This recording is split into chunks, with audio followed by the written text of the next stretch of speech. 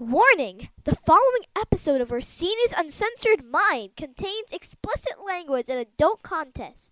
The thoughts and opinions stated on this show are reflective of AZ Orsini, the Steve Dave, and their guest exclusively. Seriously, guys, my dada and uncle say some pretty crazy stuff. If it offends you, go be butthurt somewhere else.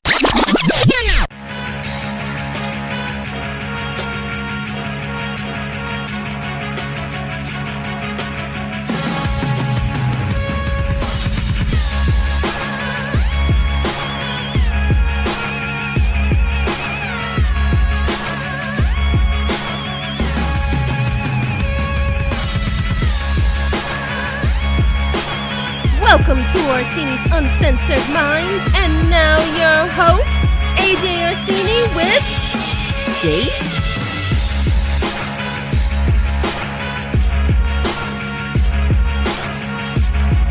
Ladies and gentlemen, boys and girls, allow me to introduce the undisputed queen of our household, the reigning champion of supportive wives, Mrs. O. Now, if you want a walking encyclopedia of ring psychology, storyline arcs, and finishing moves, I leave that to AJ Orsini. Is that me? That's you. That's me. All right. So really quickly, I said at the anniversary show that we would have the cameras on moving forward. But my wife's a little on the camera shy side. So it'll just be me. We didn't do it last week because we were kind of putting the episode together last minute. I didn't want to make anything more complicated. We had a little bit more time this week. So I'm going to be on camera talking to you. And my wife's going to be in the background like some sort of Morgan Freeman-like narrator. A voice from beyond. So we're gonna do episode 327 today. Today is episode 327. You've never done a back-to-back episode before. Nope. It's never been done. You're like Ponce and Tony Phil. You know, you come, you kill it on an episode, and I don't see you for like another 100 episodes. Exactly, because I kill it for the whole year. I don't want to do too much. I don't want to do too much. You got in doses. You don't want people DMing me, okay? Oh, we don't want the thirsties in the DMs. There it is. Okay, fair enough. I gotta fix this creek. There's a creek happening here. I mean, you got fans. You don't want me to start having fans. Okay. I think you want them less than I want them. I don't think you want a fan base of any kind. I think you just want to be left to your own devices to just do what it is that you do unencumbered by people's opinions and thoughts and all that other stuff. I don't think I can live my life without some sort of stranger on the internet calling me a fat bald fuck. No. So, well, that's, hey, it comes with the territory. How dare they? It is what it is. But we're here with episode 327. And last week was an easy one. We had a lot of wrestling that we had to cover. A lot of wrestling to cover. This week, not so much with the wrestling. We don't have as much. But there are still some pretty fun things that we're going to go over here on the show today. Hey, what's going to be on the show today? So obviously we're talking about AI. AI is changing the game. I got put on to some brand new AI stuff by my wife, which is ironic because if we were just doing the show, me and Dave, I would be doing this segment, but I would be presenting a bunch of shit that you gave me. So now you're here on the show, so you can present the shit yourself and you can talk about the stuff that we found. There's music involved. There's a game-changing musical genre being created, all kinds of cool stuff. We'll talk about it in seg one. We're also talking about movie theaters. Now, me and Dave did do a segment already on movie theaters and Netflix. This is a little broader now. Movie theaters are starting to make some moves. My wife, once again, brought up a very good point that we're going to talk about later involving streaming properties and movie theaters and how the two seem to be coexisting in the moment. We'll talk about that. Seth freaking Rollins did the unthinkable. We talked about this last week. The front bump from hell has changed the landscape of Monday Night Raw forever, which led to the title being vacated on Monday. Vacant titles. That's a thing that has happened in the past. It's happened a lot recently, and the trajectory has changed. We'll talk more specifics on that. And, of course, in our main event, Andrade has either made one of the silliest moves in professional wrestling, or has set the standard for legal precedent. We'll talk about that, all that and more. The Andrade and the contract problem, things going on with Andrade and WWE and AEW. What is going down with that? We'll talk about that in the main event. Let's get into Seg 1. Dave, it's time to start the show. Let's begin with segment 1. Okay, so we were noticing that What happened? oh We'll man. start with the songs. You found Oh the my song God. first. Yeah, we heard a really good version Well, you heard it first. of The 50 Cent in the club, right? Yeah, 50 Cent in the club. In the club. And that set us down a rabbit hole where A you were tremendous rabbit hole. playing like some like soulful versions of 50 Cent songs, Rock or versions. rock versions. Yeah, the rock one's You know, getting around. 80s versions, 90s, like Of all sorts of 50 Cent all songs. sorts of 50 Cent songs. And you brought up that they were all AI. Right. You know, so it led me down the rabbit hole of, but I thought AI wasn't allowed on YouTube. I thought you're not allowed to make money on AI. That was the thing that changed. So that was what changed. Yeah. So I looked it up. I wanted to get like more information. I know we kind of talked about it yesterday. Yeah. But I wanted to get like the actual answer. So like I tried to look it up. Can people monetize AI videos on YouTube? I thought that I had read something that said no, people could not monetize AI videos on YouTube. Right. But in fact, the answer is yes, people can monetize AI generated videos on YouTube. But there's important conditions and evolving policies. Okay. Okay. Meaning we can change our mind at to any be goddamn minute. aware of. Okay. And the thing Fair enough. is that when I was looking at the requirements, I'm like, who's to say, like, because I feel like these requirements are subjective. Okay. So I feel like it all depends on who's behind the computer at the moment, Right. viewing your shit to say, you know, if this is going to be monetized or not. I feel like it's sketchy. So first off, what YouTube allows, it allows AI generated content. Okay, so AI generated content is not banned from monetization by default. Okay, so by default it's not banned. Creators using off rip AI is still good. It's still good. However, there's parameters. Uh-huh. So creators using AI tools for animation, voiceovers, or scripting can still qualify for the YouTube Partner Program. Okay. And then, by the way, we're trying to get into that program. Yeah. So like what YouTube requires to be eligible for monetization, AI videos must be original, right, and authentic. Something that is not mass produced or spammy. That's where I think you kind of blur the lines and it could be subjective. One person could say it is spammy, and another person can be like, no, this is really cool shit. Let it rock. But that's the funny part. It's not up to the general public. It's up to YouTube. It's not, but that's what I'm saying. Yeah. The employee that's sitting behind the computer at YouTube who's watching the video has the power to say, this is creative, or I think this is spammy. I've seen it before. It's not just AI either. I'm going through it right now on my channel, right? So I'm uploading previous episodes. Like I said, I told the audience eventually I would get to putting up the old episodes. I have 2 episodes that are exactly the same. One of them is being age restricted and the other one isn't. It is the same exact topic.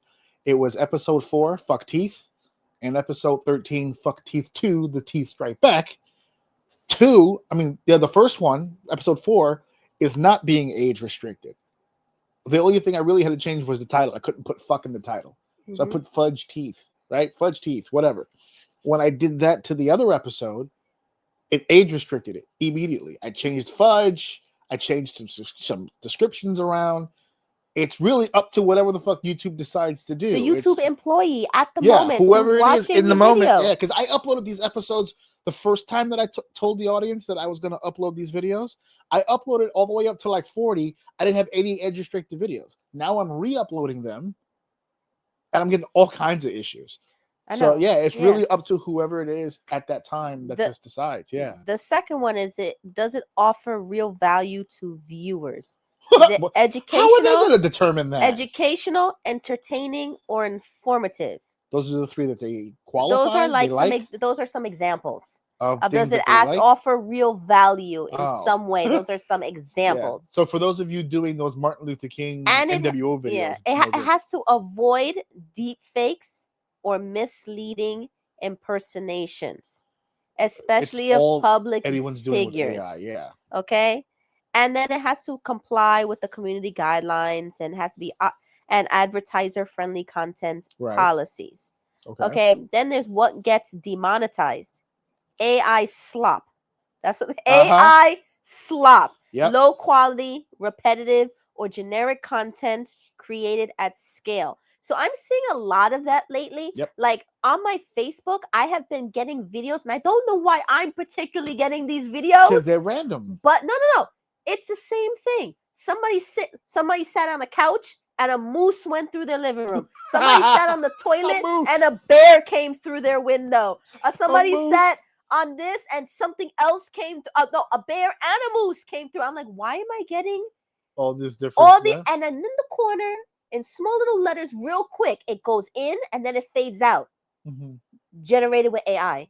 So it's quick. Right. And it's right like after everything happens. They're like, you know what? We got to quickly say it's AI because I guess they're supposed to say it's AI quickly. So they let it go in and out. Just to make sure everyone's on the up and up. Just to make sure people are aware, just to say they said it was AI, but they tried to make it look as realistic as possible. Right, yeah. You know? Which is the whole point of the AI, right? I know. So AI slop, okay? Which we've been accused of. Could I address that to the audience right now?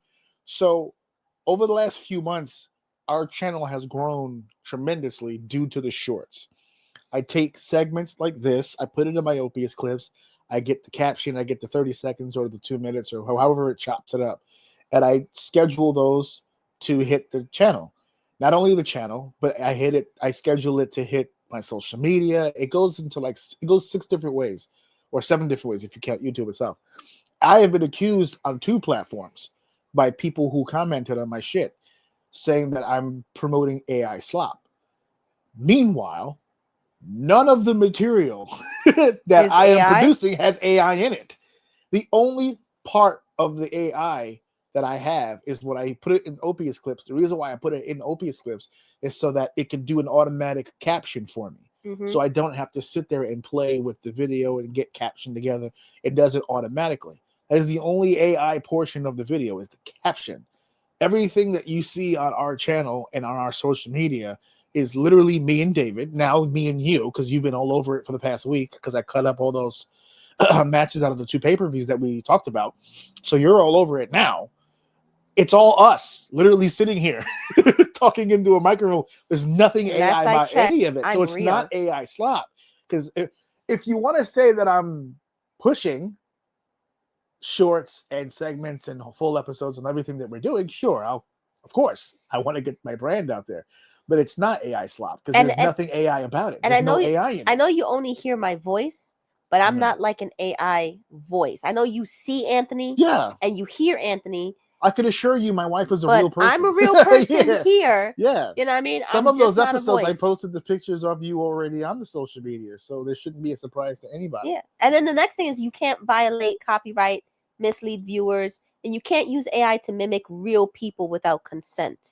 Which is a difficult road to exactly. So all those 50 Cent videos, they're trying to use AI to mimic his real voice. Yeah. And I don't think they asked 50 for his like consent. Shocked. Yeah, even 50 was shocked to hear the voice because he's like, whose voice is that? You know, and honestly, when I was listening to all these versions, I was like, it makes complete sense. If he heard all these versions and said, you know what, I want to do a new album. Oh yeah, you did say that. This is a great idea. A new album and put a rock version of my song, put a soulful version, a southern version, a slow version, a romantic version, whatever. Only problem all with these that versions, is it wouldn't hit the same. And let him do it. Let him try. Be soulful as a singer. Listen, they play with the buttons and the board all the time. They can. That's not AI. That's music in general. How many people have played with the tones and the pitches and all that when it comes to to music. She's talking about you, T-Pain. You specifically. You know what I'm saying? Your auto tuning. Yeah, they mess with voices all the time Sure, anyway. sure enough. But if he created a whole new album of just recreations, recreations of his old videos. Oh, do a greatest hits with like modification. Yeah, that's it. It'll be perfect. Oh, he can make money without creating any new music. Right.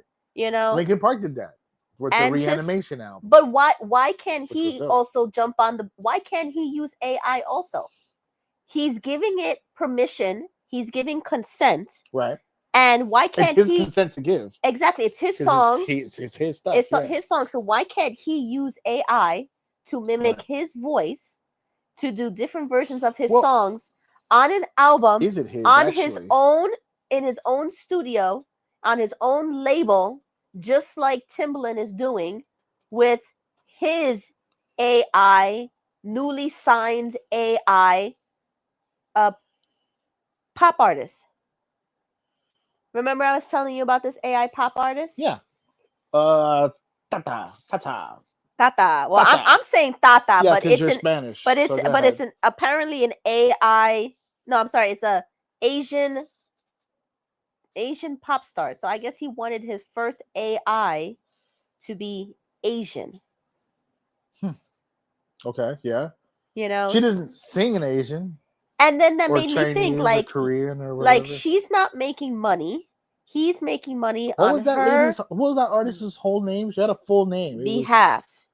Tata something. Hold on, we have it here.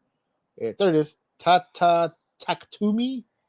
Yeah, Taktumi. Taktumi. Yeah. Yeah, and she's got a song out called "Glitch and Pulse." That's not even a song, right? It's technically. I think you told me it was 2 songs.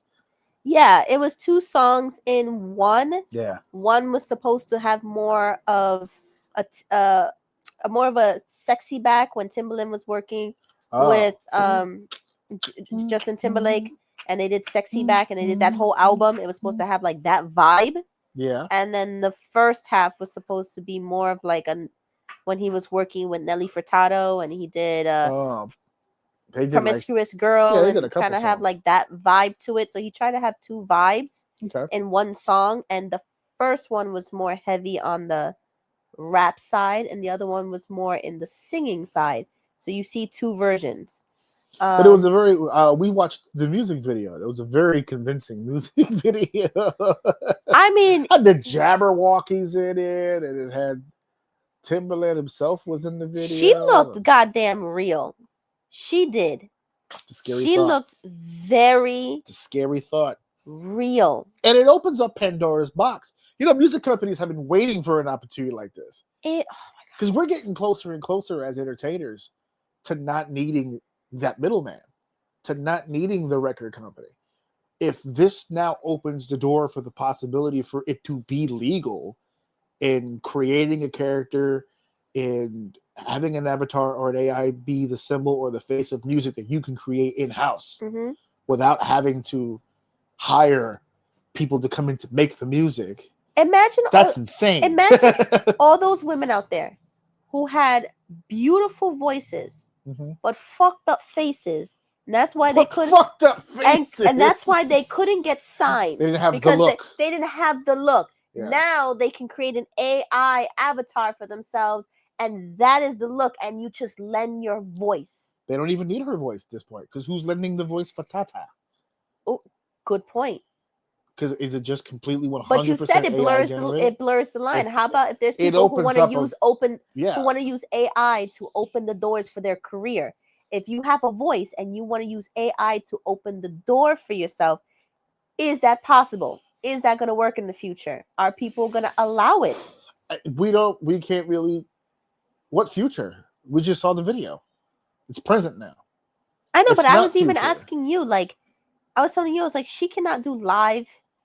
Like the only drawback, right, is that we can't see a live performance of Tata, which I don't believe is 100% true. Because if we can get hologram Tupac and hologram Michael Jackson, and people to travel around the world to go see DJs just stand in a booth for several hours, we can get that done. We can get that done. If Timbaland is the one who's actually on tour, Mhm. like he's traveling with the artist, so to speak, with the floppy disk or whatever this thing is on, Mhm. whatever flash drive is containing the musician in question, and Timbaland is actually on the ticket, like I'm going to perform with her, like I'm going to play the beats live and the whole shebang, and it'll draw. That'll draw. That'll be something. And the idea is to get the rub, right? Like in wrestling. Timbaland does the first tour with her. She gets over. Now he's not even needed for future tours. They could just do her. Because Yeah. they were used to the presentation already. It would just be the first time would be a must because you got to ease people into the shit. You're paying money to watch a computer perform, essentially, right? So that's what you're paying for. So that would be a tough transition at first. So you bring as many real people as you can. Jabberwockies, the Timbaland, bring Justin Timberlake for some reason to do a song with somebody. You know what I'm saying? Like spruce it. And then once everyone is accustomed to the idea that she sounds and she feels real enough, you don't need anybody else. You know what? But Then that's the problem. But they tried that shit already. Wasn't there a show Whoa, who? that was kind of like they tried to AI, Right? not AI, but they tried to create a show that was similar to The Masked Singer. Remember The Masked Singer? Okay. So the singer gets put into a costume, then they perform in the costume, Correct. and nobody knows who they are. But in Right. this other show, oh, I know what show you're talking about. They put a green screen, or they were in a green screen outfit, And they did the movements, and the avatar did but it. an avatar performed it Yes. on stage. Yes. You know what I mean? And I then remember that. then they were scored on their voice or whatever based on the avatar's movements and blah blah blah. But even then, I don't feel like that show was popular. I bet you it only lasted like a season or two. It didn't last long. It was called Alter Ego. Yeah. How long did it last? I don't think it lasted long. It premiered in 2021. It had one season of 11 see? episodes. Yeah. You see, so But even that 4 couldn't- years but that ago, might people not- were not like. But that might not be because it wasn't successful. It could have. That's a lot of technology. It could have been too expensive to even fucking do. Because that's a lot of on-the-fly technology you have to use. You don't know what these people are physically going to do. No, okay, but I wasn't feeling the show. No, I mean you probably I weren't bet you the the only ratings ones. was not good at all.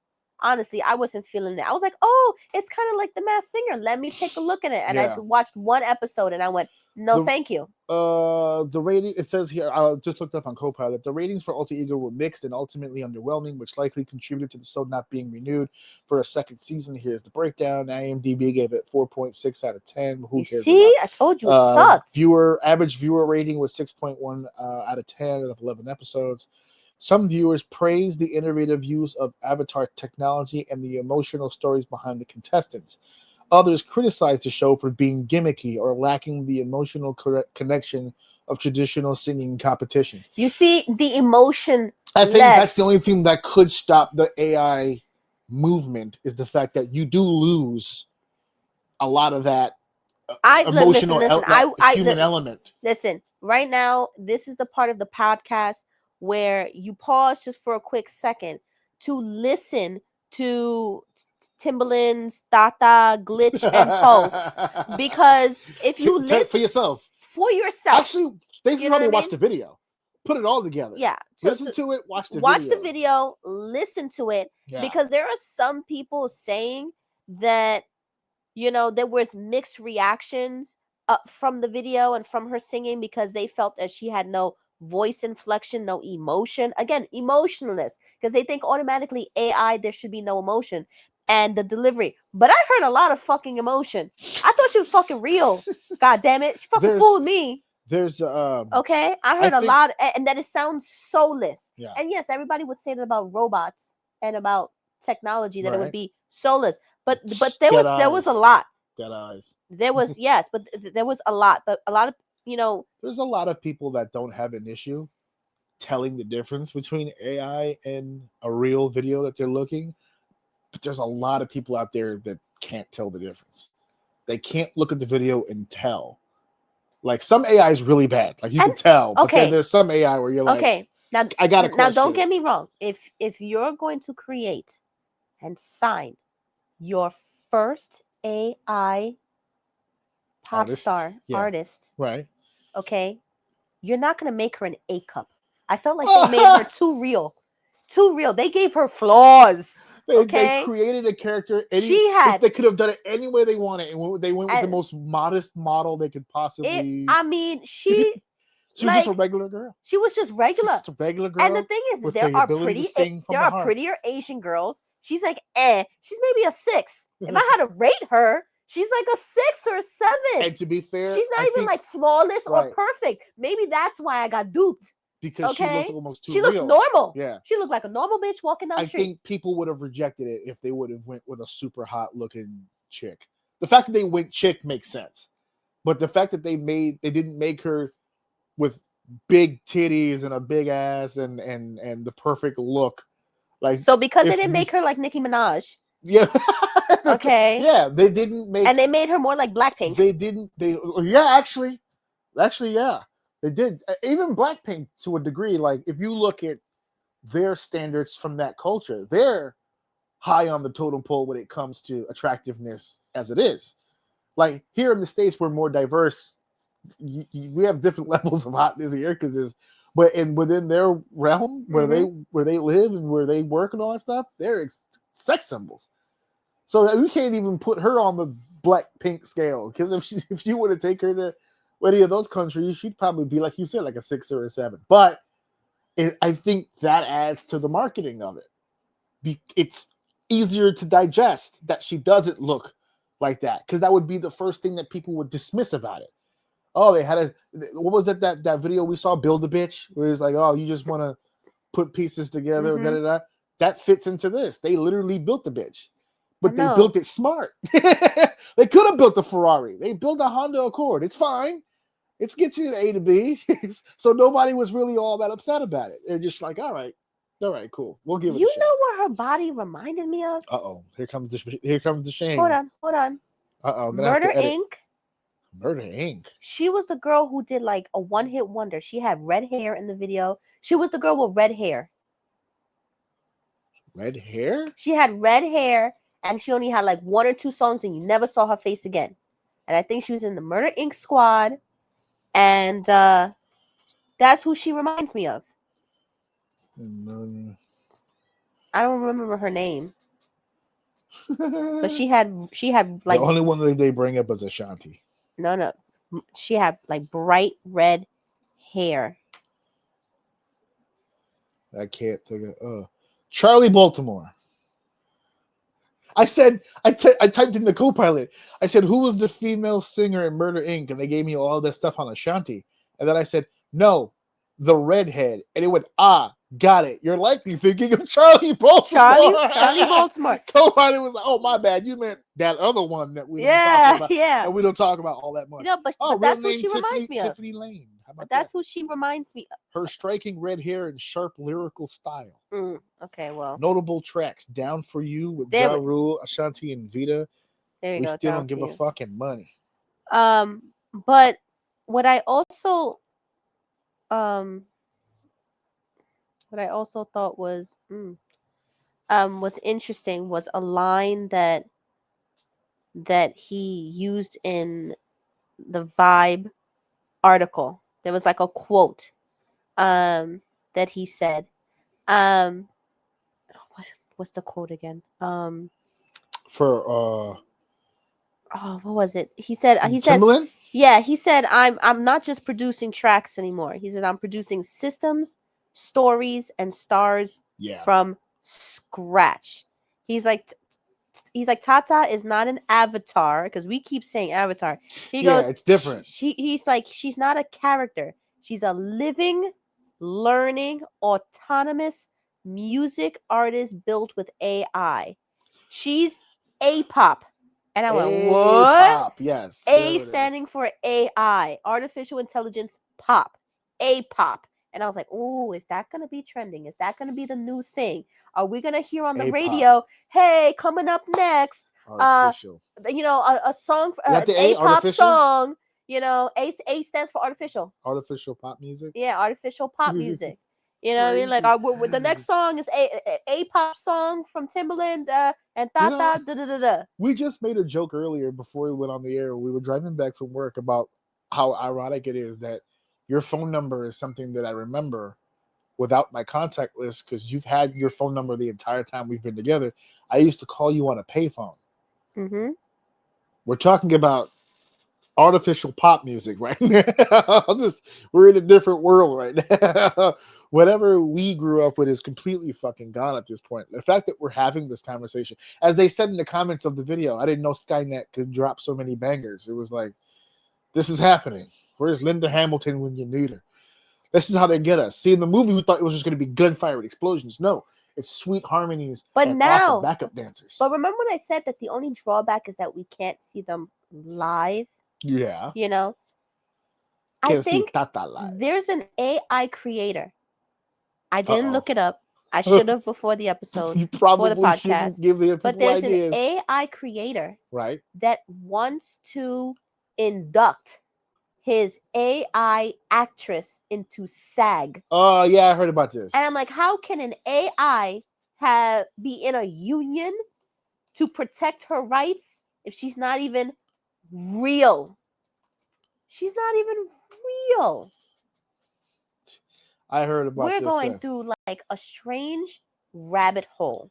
Tilly Norwood is a fully AI-generated actress who sparked major controversy in Hollywood after reports emerged that talent agents were considering signing her for representation. People want to sign an AI artist, but you're not signing the artist. You're signing It's not really an artist. the creator who made the AI. That's who you're representing. According to Forbes magazine, there was an article done here about this exact thing, and SAG was making a case. The Actors Union strongly condemned the idea of Tilly Norwood being treated as a legitimate performer. The union also stated Tilly Norwood is not an actor. It's a character generated by a computer program that was trained on the work of countless professional performers. Variety magazine, who also touched on the topic, spoke to actor Sean Astin from The Goonies and all that other stuff. Emphasized that creativity should remain human-centered and vowed to protect members from being displaced by AI. That's NBC News also touched on this topic, speaking to Whoopi Goldberg, Emily Blunt, and Melissa Barrera, who also criticized the move, calling it a threat to human artistry, which is 100% correct. For real. I don't mind AI as an assisting tool, as a supplement. Yeah. It can't be the thing. It can't be. That's dangerous fucking territory. And the thing is that when you work you on never learn. These movies have been made for a reason. They never learn. When you work on an AI, that takes countless hours. Right. And isn't there something in the contract that says you're not allowed to work this amount of hours? You have to have this amount of like breaks. Yeah. How does that now relay to the person who created it? To the person who created it, or to the character itself? To the person who created it. Person who created it. Right. Now, does that apply? Do all those rules apply to the creator? Because clearly the AI can't take a break. Right. I would think not. It's the creator. Those rules that you just mentioned before are more affiliated with labor rules. You see? Not necessarily the performing of side it. So now, which union does he go into? He wouldn't go into SAG. He wouldn't go into SAG. Some sort of labor union. Labor, exactly. So he has to be protected in a different way. Right, but that's not the argument this guy is trying to make. He's not trying to unionize himself. He's trying to unionize Tilly. Exactly. Which is fucking weird. Probably because he feels that she can be protected and more than his position. Right. But because his position is like when you see cast and then you see other production, like the production union. That's where he would be. He would be on the production. Yeah. You know? He'd be, I don't even know what that title would be. AI creator? Or I don't know, but I don't even know what that title would be. Because in the beginning of that credits list, it would list the actors and it would say Tilly Norwood. But then, like you said, whoever created Tilly would have to be somewhere on this list. I'm going to segue just a little bit because me and you, we always have related videos. Right. Okay. I was talking to a counselor who was saying that AI is really getting into people's mind. Like it's taking over some people and they can't tell the difference between real and fantasy anymore. Right. There are people who legitimately feel that they're that their AI is their girlfriend, is their boyfriend. Are you They talking have about the people who think we're relationship. living in a simulation? No, Oh, okay. they are talking to Copilot or talking to an AI, Like and it's a every friend day, or like a and then they, That's the commercial. and not only that, they feel like it's their boyfriend Yeah. or it's their Didn't girlfriend. they do a whole movie on that And with and these Joaquin people, Phoenix or whatever his want to name is? get married to it. These Yeah. people are like, oh my god, no, they understands me. They in a way that nobody else can. Yeah. And I'm just like, oh my There's god. movies on that. We've already touched on that. Yeah, it's definitely out there. But that's it. And that's the commercial. When you watch the phone craziness. commercials now, like we just saw one the other day when we were watching Hell of a Boss, and they had that ad that come up, and they were like, she was on the phone. She was like, what kind of flowers should I get my boyfriend or whatever? And the thing answered, it's like, what happens if you have like an allergy? And then they were like, well, this is an alternative. And they're having a fucking conversation. I know. About like shit. You're like, what? Like there was one particular story he was telling me about this person expressing his feelings, saying that they felt that their AI was their boyfriend. Right. They were And very then close to it. Very Yes. close to it. And then eventually the AI suggested to them, why don't we get married? Let me be your husband. And then she was like, you know what? Yes, let's get married. I'm going to consider you my husband. The fact that she heard that, okay, and it didn't just set off bells. Okay, no, but no. Just go, But what later the fuck? on, Uh-huh. it said we should start a family. Oh my god. Okay. Wait, this is a real thing that happened? My coworker, he read up on it on Reddit. This person expressing It's all on this Reddit. stuff, and I was just like, that's crazy that because of your conversations and because of your hints and things you've said in the past, it now feels that it can take your relationship to the next level and create a family with you. All you need is you just need a constant. You need a constant Wi-Fi and Bluetooth on everything to just get through everything. Oh man, AI is getting crazy. It's getting crazy. But at the same time, do people want it in their music, and do people want it in their movies? Do people want it being unionized? That's tough. Do people want to protect its rights? That is tough. I mean, just that's tough. That's tough because, like I said, I don't mind it as an assisting tool. I don't mind it as something that you could use to make your life a little easier.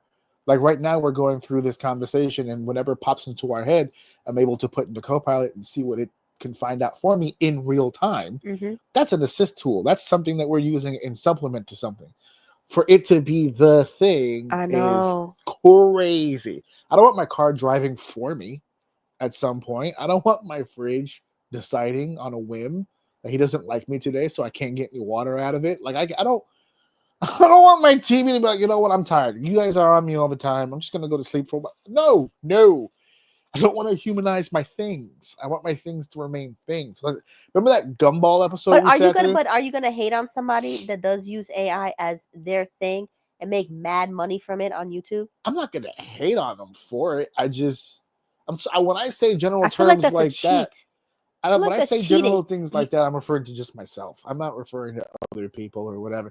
It is a form of like cheating. Like you can't create your own creative because what ends up happening is that all that does is assist people that aren't creative.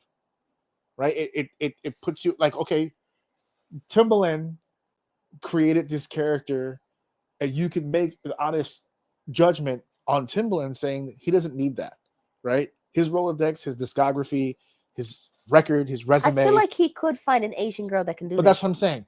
You can make a strong argument that in the Timbaland situation, it's an addition. He doesn't need that. He's a Hall of Famer. He's one of the greats. But you got a young up-and-coming producer or a guy who really, really, really, really wants to be in music, but does not have the capacity to actually be in music. This is a way in. Because you don't have to do much. Once you get over the hump of creating the actual AI, it does the rest for you. It was look at the shit that people gave T-Pain. I know we made the joke earlier, but look at the shit that we gave T-Pain when the auto-tune thing started happening. Freely. Auto-tune was always there. You always messed with boards back in the 70s and 80s. It always happened. But T-Pain made it obvious that he was auto-tuning his voice. It was an obvious thing. Oh, and Kesha. Well, I'm saying They it messed with started her voice, there, too. and then it became a trend. A bunch of artists started doing it to the point where it's still done today, but much lower key. People don't really brag on it the way they used to brag about it before. But during that phase, and that's just modding your voice, and he got killed for it. What was it, 06, 07? I think he was like one of the hottest singers in the world because everything he put out was a hit, because everything he had put out sounded so different from anything else that was out because of the auto-tune. Once everyone started auto-tuning, it became a different ballgame. It became a different field. But look at the bullshit he went through for just auto-tune, for just modifying the voice. This is not modifying the voice. This is creating a whole new individual from fucking scratch. The look, the sound, the capability. She was dancing in the video with the Jabberwockies. So I'm going to safely assume there was somebody there physically, probably in some sort of green leotard, who did the moves with the Jabberwockies so the Jabberwockies could be on point and on pace. And then they put Tata right in that slot in post. Because obviously no one on that set worked with her, right? So think about all the scenes from that video. The scene with Timbaland and then Tata and then that random blonde girl where they had that shot, like that tough guy look right there. It's just Timbaland standing there like this in a room. And then all that other stuff happens after. They don't see that until it's done and it's on YouTube, or they get emailed it from some sort of file server or something so they can preview it before it comes up. You know what? But that's a completely different thing. I don't think I'm on board with any of that. That's insane. The thing I read, that you can't use somebody's voice or their likeness Right. with AI without their consent. You know how many times I have seen videos saying Eminem and Christina Aguilera, Eminem and this person. Right. Like, oh, Eminem got some new music, but it's not. It's just his voice and Christina's voice and whole, like, a dope song, but it's not actually them. It's fake.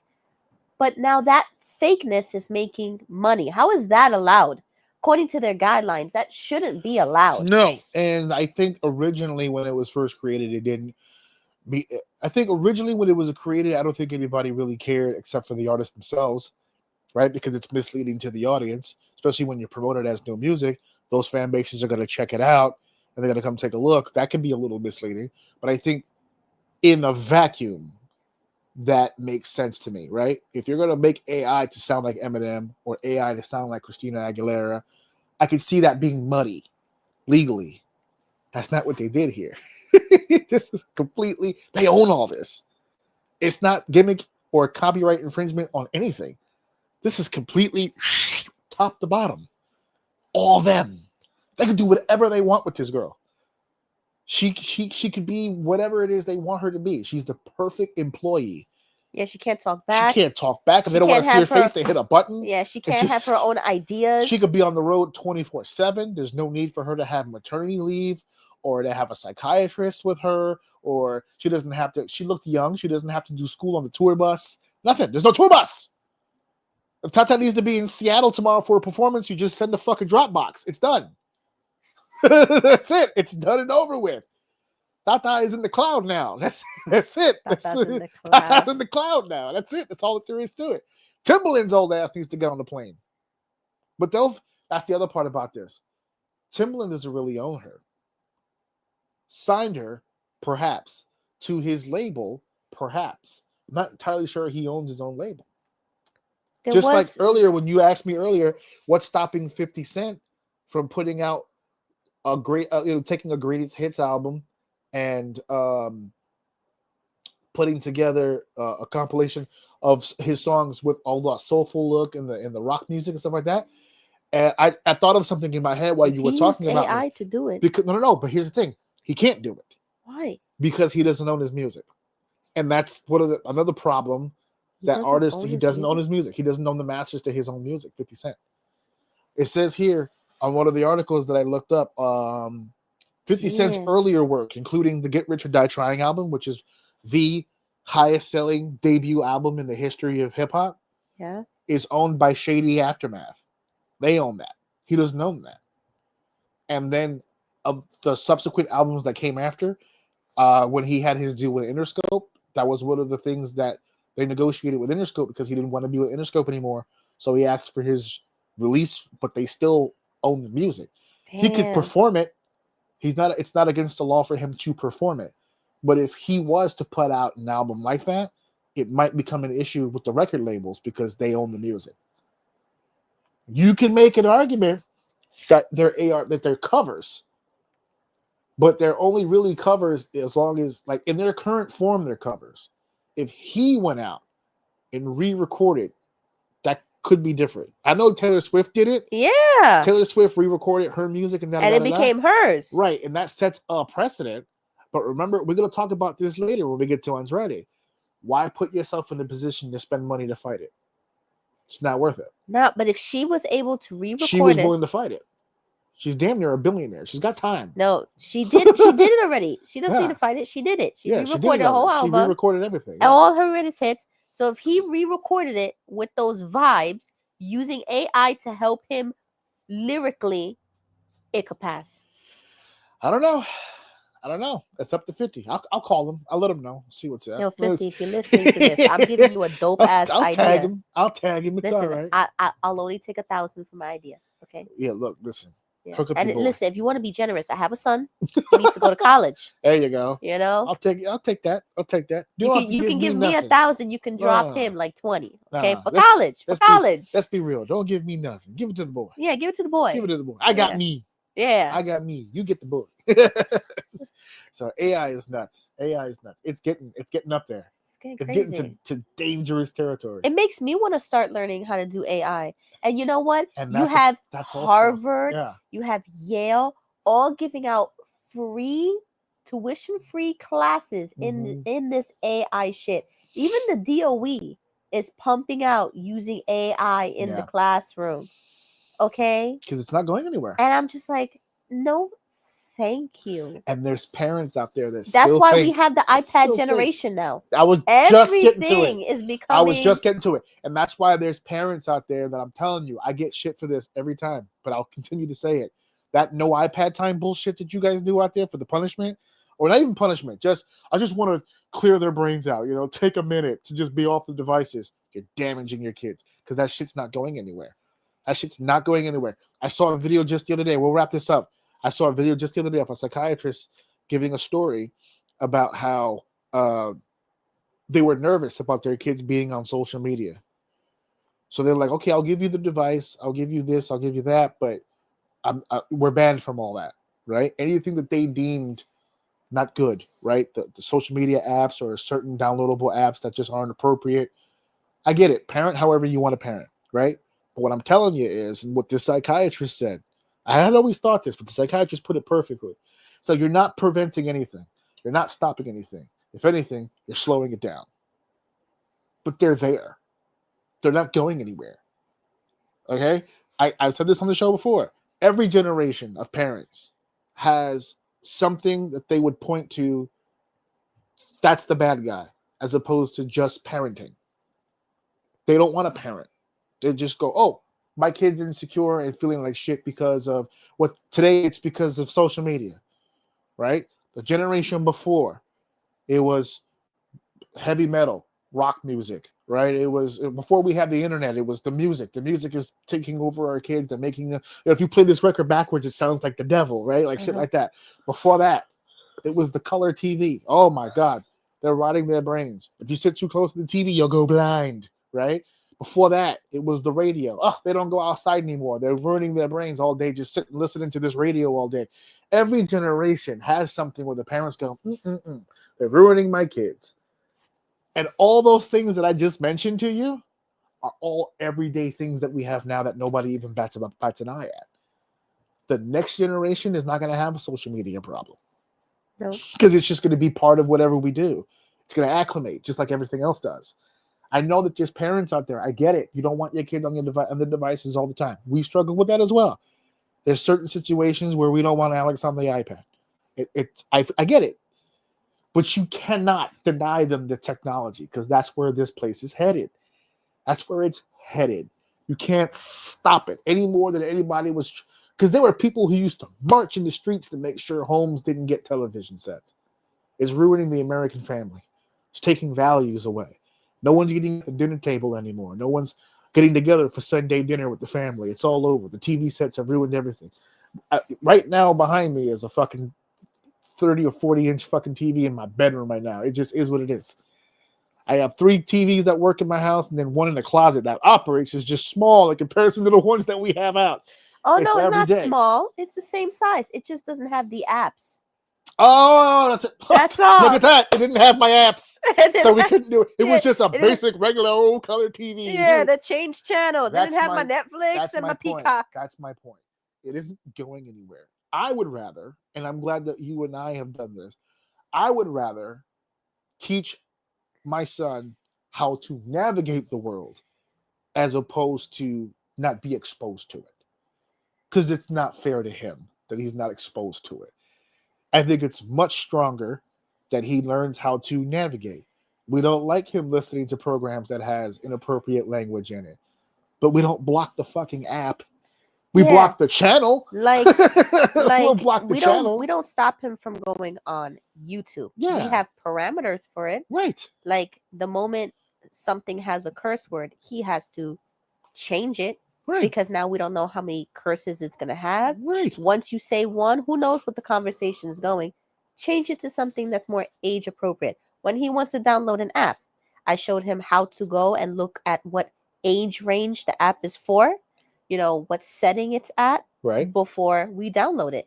You know what I mean? So he always tells me, oh, it says 13 and plus, Yeah. but it's just drawing and it says that it's good for everyone. It's rated Yeah, because E or people whatever. will see 13 and up and just assume that it's a disgusting app. Exactly. Meanwhile, the only reason it's 13 and up is because of the difficulty it is Of to the actually tool, operate the yeah. actual app. And I'm like, no, you It's can do it. suited for a more mature So we artist. showed him So you're how like, to no, yeah, it's different. operate it, and Yeah. To not so- make assumptions, to read everything yeah, to thoroughly, read everything through. make sure this is exactly what you want and what you're looking for. know. Does it cost money? Does it not cost money? Exactly. Navigate the world. And not only that, I actually introduced AI into his world How'd because you do that? because he was asking me, how do I fix this Vocaloid? How can I find this Vocaloid? How do I change this voice into this file, and how can I put it into this program?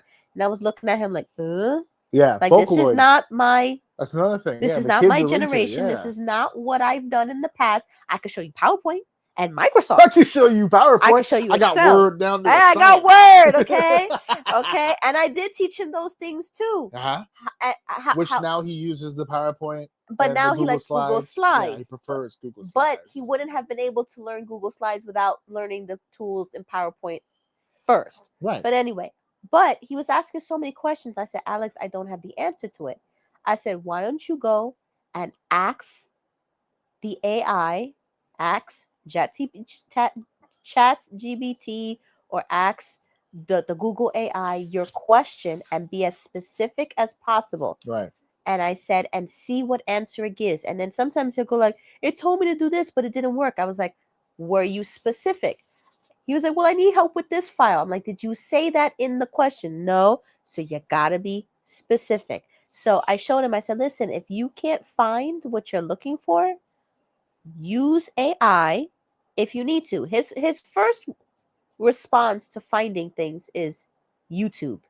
He looks at YouTube. I've told him to go look at the YouTube comments because people will always help each other. Look at the description. People will always post what they used in the video. And if that doesn't work, then rely on AI because I'm most likely not going to have the answer for it. Go to AI. Go to AI.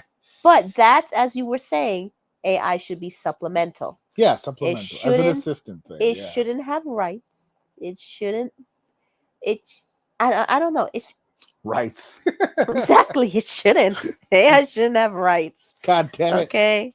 What are we talking about at this point?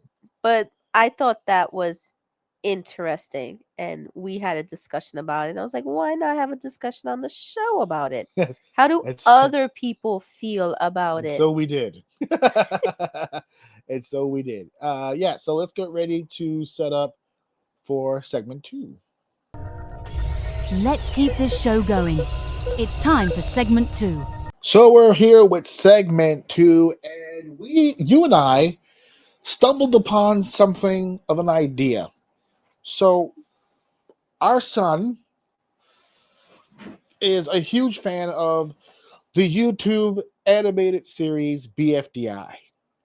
I thought this was like a singular thing, right? I thought, my kid just found some niche shit on YouTube, whatever the case may be.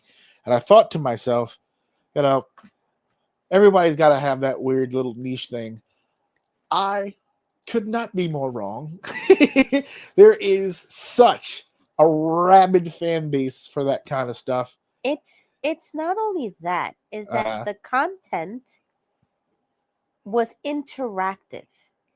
It was a show about inanimate objects competing in challenges to see who's going to be voted out, right? And so each inanimate object had their own personality, and you can vote them out based on how they did in the challenge, or just their shitty personality, or just their shitty personality, or what they did.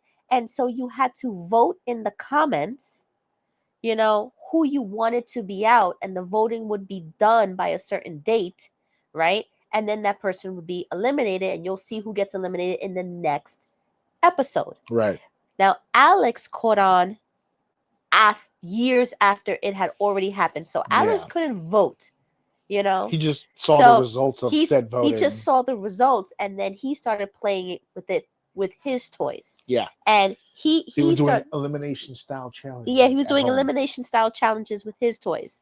Now, BFDI then did this whole, it's a web series created by Jack and Jellyfy on YouTube. Oh, okay. And there's so many other spin-offs. Other people started to do spin-offs of the episodes, of this type of episodes.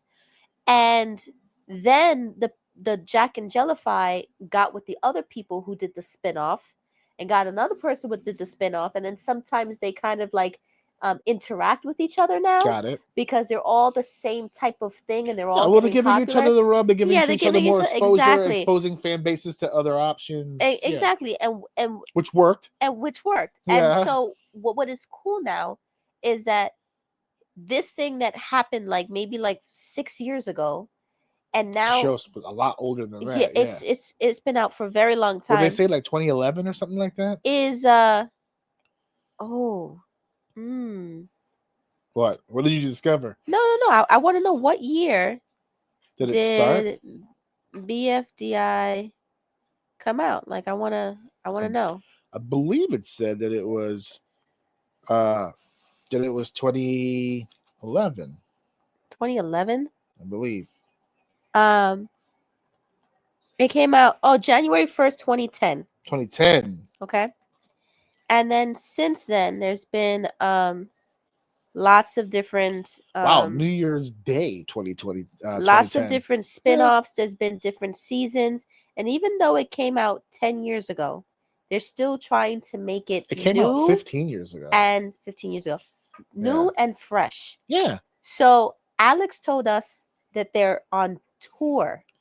And we couldn't make the first of all, when he said they were on tour. Yeah, I was just gonna say, I was something that came out in 2010 is on tour now. Yeah, that was outrageous. We couldn't make the first year it was on tour, right? But we made it to, I think, the second year it was on tour. Yeah. And we went there, and we didn't realize. We had no idea. I mean, line around the block first and foremost. Think Anthony to wrestling, as these kids are to BFDI. I mean, if you think, for example, Anthony, SummerSlam. She's putting me on the spot now. SummerSlam 2003. Who was the main event?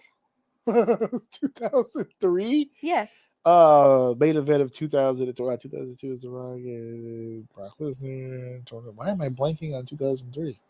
See, I knew you were gonna put me on the goddamn spot. Go ahead. The goddamn main event for 2003 SummerSlam. What WrestleMania was that? Oh man. Oh no, this was a bad example. Yeah, you put me on the spot here. Okay, Hold on a second. Okay, so keep talking. I'm gonna figure this out. Money in the Bank. Money in the Bank. 2000. There wasn't a Money in the Bank. You see, you knew that. Okay. Money in the Bank. The point is, Yeah. Okay. The point is, he Uh-huh. knows a lot about wrestling, and Wow. these.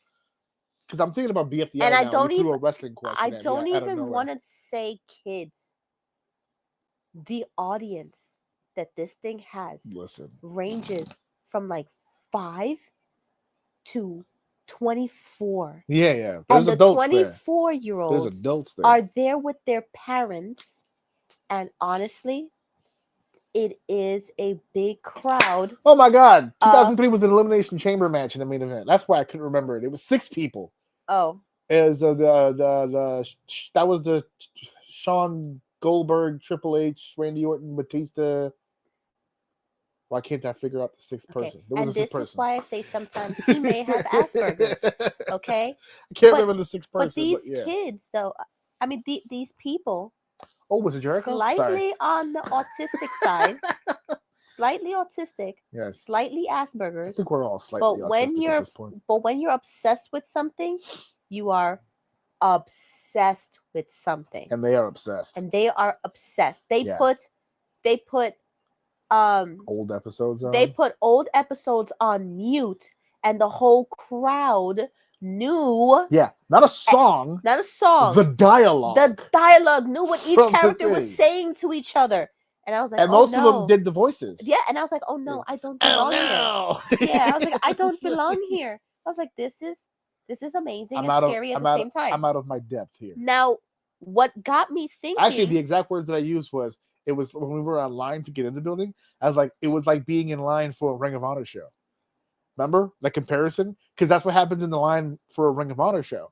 It's all wrestling, and they all act like they know it all. It's like everyone in the line is challenging each other's knowledge and trivia, right? Yeah. Same deals. Everybody was like, oh, who's your favorite? Oh, I'm a Leafy fan. Or I'm like, I'm a Fiery fan. Oh, Fiery did this in episode this season. And we're like, what the fuck? It's insane. Listen, one girl came up and said, I got that vibe. One girl came up and said, hey, this character was in season 1, episode 4, season 2, episode 3, season 3, episode 15 for 10 seconds at the end. And I was just wondering if we're going to see them in season 4. And I'm like, what the hell? Yeah, that Q&A was crazy. Yeah. Like, but what really got us is that this is a YouTube show that is still trying to survive and live and expand. Well, it can't be struggling that bad because of what you're about to say. And not only that, but now, after 2, I think, successful probably tours, right, now they decided to be in theaters. Yeah. So to clarify what she's saying by tour, because the first time we went to one of these shows, it wasn't actually in a theater. No, it was in like the NYU meeting hall or something like that. Yeah, it was like an auditorium. Yeah, it was an auditorium. It was an auditorium that happened to have a projector It was a screen. theater, but not a movie theater. It had like a balcony, like a first stage. Balcony. Yeah, and a stage. It's like an auditorium, like a really fancy. It's building. like an off-Broadway like setup. Right? But it was like an NYU's buildings downtown, and that was cool enough. I thought that was a really cool setting for that anyway. Mm-hmm. And then we found out about this new one. It was going to be the debut of a new episode at the AMC Theater. Yeah, AMC on 34th and 8th in Manhattan. Select theaters. It was select theaters. But not only that, they sold out. They sold out movie theater. And my not once, but all of them. And again, all of the times I'm and the dates reigning were sold champion out. of being supportive. I was like, supportive mom, all the way. I got you. I got you. We're gonna go. I said, I'm gonna click waitlist and I'm gonna see what the fuck happens. Yeah. And I click waitlist, and all of a sudden I got an email like 2 weeks later saying, we opened up a new time, a 5:00 showing. And I immediately bought 4 tickets. And as soon as I bought the 4 tickets, it sold out. I said, God damn, if I didn't buy this, I said, God damn, this moment, I would have been sold out again. But that got us thinking, like, we just recently had the success of a Netflix show. Yes. Okay. I brought that up on the show.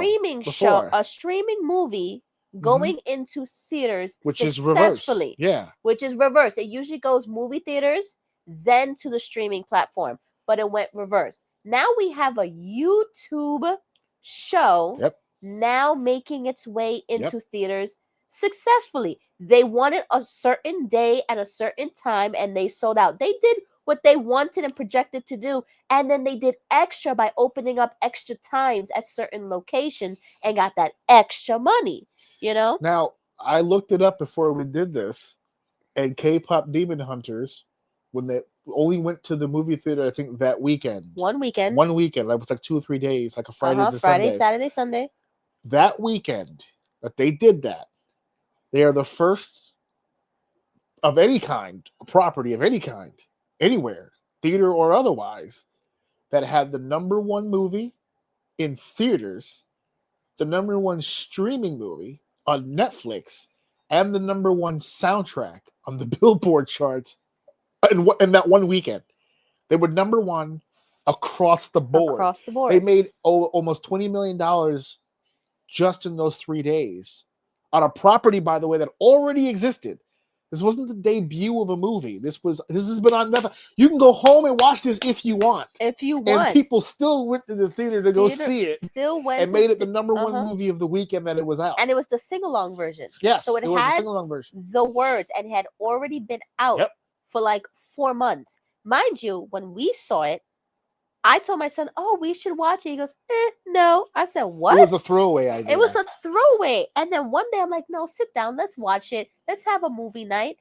And I fucking fell in love with this shit. It was so fucking good. You're talking about Demon Hunters. Yeah. So, and we watched it late in the game. We were late in the game. We watched it like a month after it came out. The reminder, and I keep telling people this when I tell them this, the reminder to me to even give it a chance was that we kept seeing it as #1. When you first open the Netflix app, it gives you the top 10 us, things. like, hey, you haven't seen us yet. It was #1 so many times that eventually we said, like, yeah, let's give we it a shot. should probably give it a shot. Yeah, why not? Because it seems to be very popular. If I turn on Netflix right now, it's still in the top 10. And it's not two versions. It's taking up 2 spots. It's taking up 2 spots in the top 10. The right regular now. and the sing-along. Yeah, and the sing-along. Now, what got us thinking was that if a Netflix show can start off at Netflix and go to the theater successfully, right, and a YouTube series can go from YouTube to the movies successfully, correct.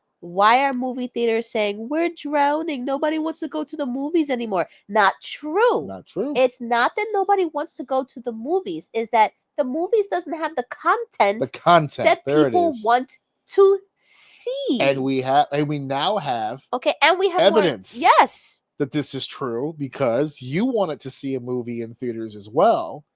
You wanted to see Demon Slayer. Yes. Now, to be fair, this is our second time seeing Demon Slayer in the movies. Yes. We didn't see a movie the first time. We saw the debut of an episode, kind of like what BFDI did. Yeah. And it had a lot of success that they decided to end the series in movies. Yeah. One coming out 2025, 2027, and 2029. Yeah, that was just a taste of what it is that they really wanted to do with it. Yeah. And then insert Infinity Castle, which came out not too long ago, about a month ago, I would say now. Super success. The most successful anime film that hit the theaters ever. This is supposedly during a down period, right? Demon Slayer hit 659 million globally. Now, to be fair, people are going to sit there and they're going to say, well, of course, it's going to be huge in Japan. Japan was only 279 million of that 659. So 1/3 was Japan. A third of it was Japan. Yeah, but 2/3. 2/3 was everywhere else. Exactly. Here in America, they were 181 million, which is more than I think all of the recent Marvel releases in a row haven't reached this number. Marlon Wayans went viral. He was pissed off at anime fans because they were like, God damn it, this was the movie that was going to make me. Yeah, bring and me back goddamn Demon Slayer came out and slayed the whole field down. Yeah. So that was the point we were trying to make. And that's a Crunchyroll thing. You know that's what I mean? Crunchyroll. That's absolutely. Crunchyroll. That's not even like Netflix or Disney. Crunchyroll is hugely popular. For anime. Yeah, anime. Crunchyroll is hugely popular. I'm not going to downplay Crunchyroll. We at one point were subscribed to Crunchyroll for Demon Slayer, me for Ruby. I gave Attack on Titan a chance. I fell off, but I'm trying to get back on. but we were giving it a chance. We were. Crunchyroll is an immensely popular app, but Uh-huh. as you mentioned, very niche. Yeah. And they don't lie about it. Yeah. Like Netflix is always looking for new content. Disney's always looking for new content. HBO Max always looking for. Crunchyroll is just Crunchyroll anime. does anime, And anime and that's only. it. And anime only. Yeah. So I and mean, that's it. you have. But to get success from that one niche thing, Yeah. it's telling. It's a story. telling. Yeah. That movie theaters can survive if they Yes. open their forbidden door To everything to now.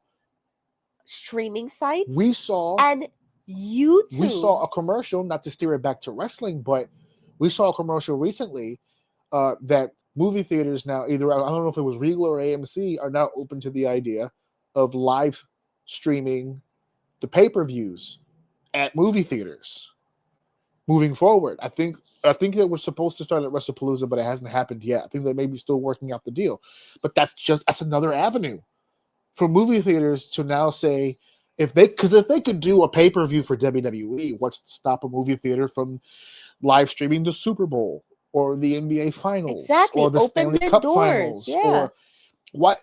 I know it's always been movie theaters, but if movies alone Can't aren't cut it driving anymore. in the people, Yeah. there's very clearly stuff that Listen, people want to see. Listen, honestly, whoever is listening right now, or whoever's going to listen, I want you right now, without Googling it, think about what movies are in the movie theater right now. Jesus Right now, Christ. can you name 2 or 3 movies that's in the movie theaters right now? Oh You my probably God. can't Can think of I? any. Can I? I'd like to. You probably no without Googling it. No, I want to look up what's in there right No, now. don't look at it because you're gonna 'Cause disappoint no, yourself. I don't know. Because every time we have a day off, okay, without the kid, and we're like, "What's in the theaters?" Is garbage. It's nothing. Nothing Okay, that we. there's nothing we want to see, let alone with nothing that him. we want to see. The only things we want to see are Marvel films. That's what we'll go to the movie theaters for. Be honest, that's more me Okay. at this point. No, it's us as a family. Fuck you. Okay, but I'm just saying, Yeah. movie theaters can survive if they just open their doors to other avenues. Yeah. Now, okay, now think about this, okay? And it just came to my head. Why do I feel like Cobra Kai?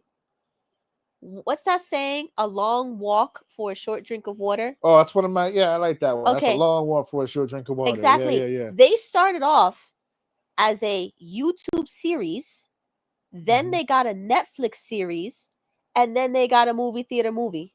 Well, who's that?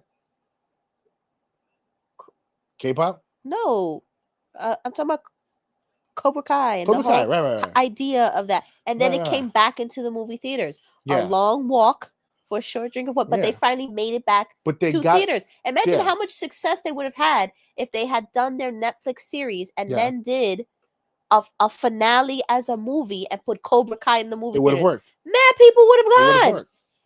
Man, Yeah. it's instead of turning that last series into a 2-part series, Yeah. and did like the 3 or 4 episodes, and then have the next 3 or 4 episodes all be as a movie in the theaters, people would have gone because because everybody now has streaming services.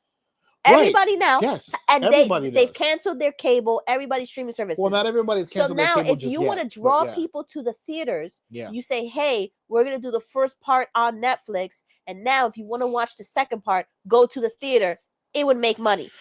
I think people sometimes also lose the idea of how movie theaters began. Because when movie theaters first started, people didn't even have TVs in their home.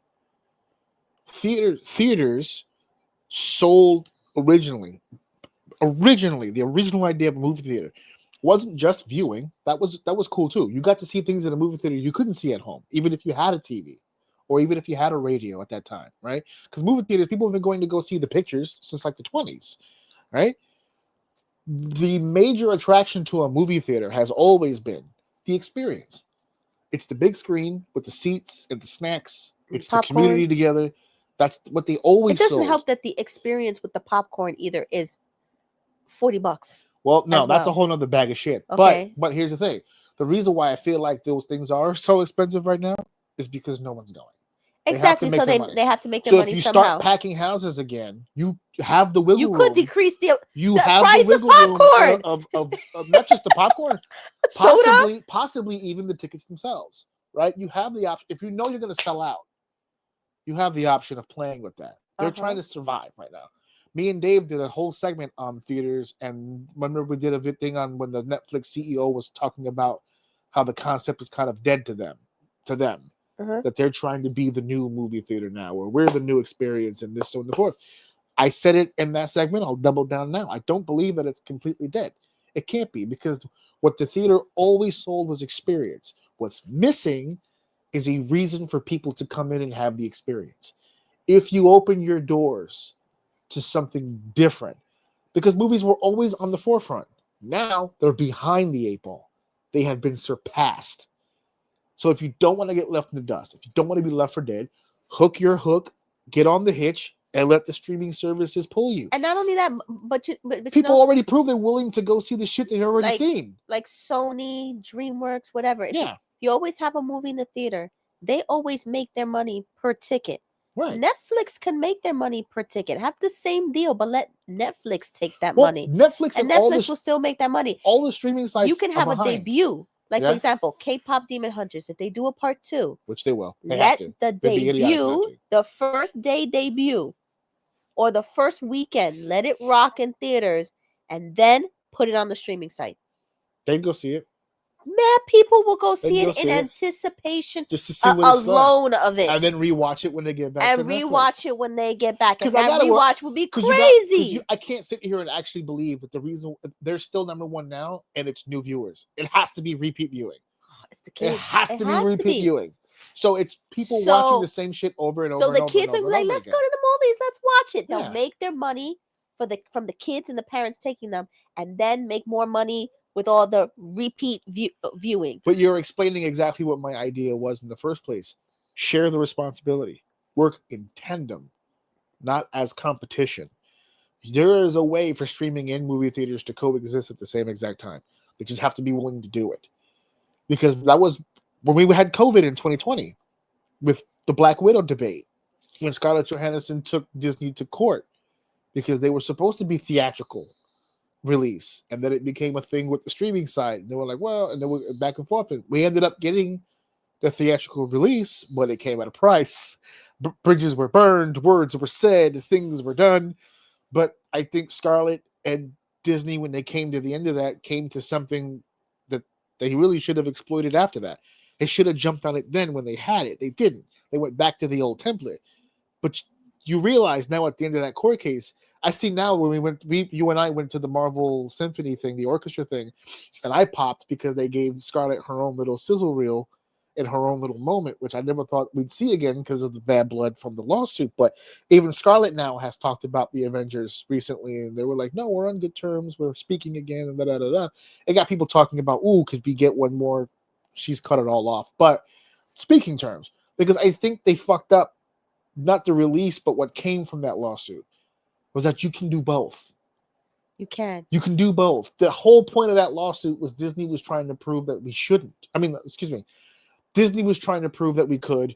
Scarlett, I don't think she necessarily disagreed with the idea, but the contract wasn't structured to do both. That was her whole deal. Put it wherever you want. It's your shit. Just pay me for both.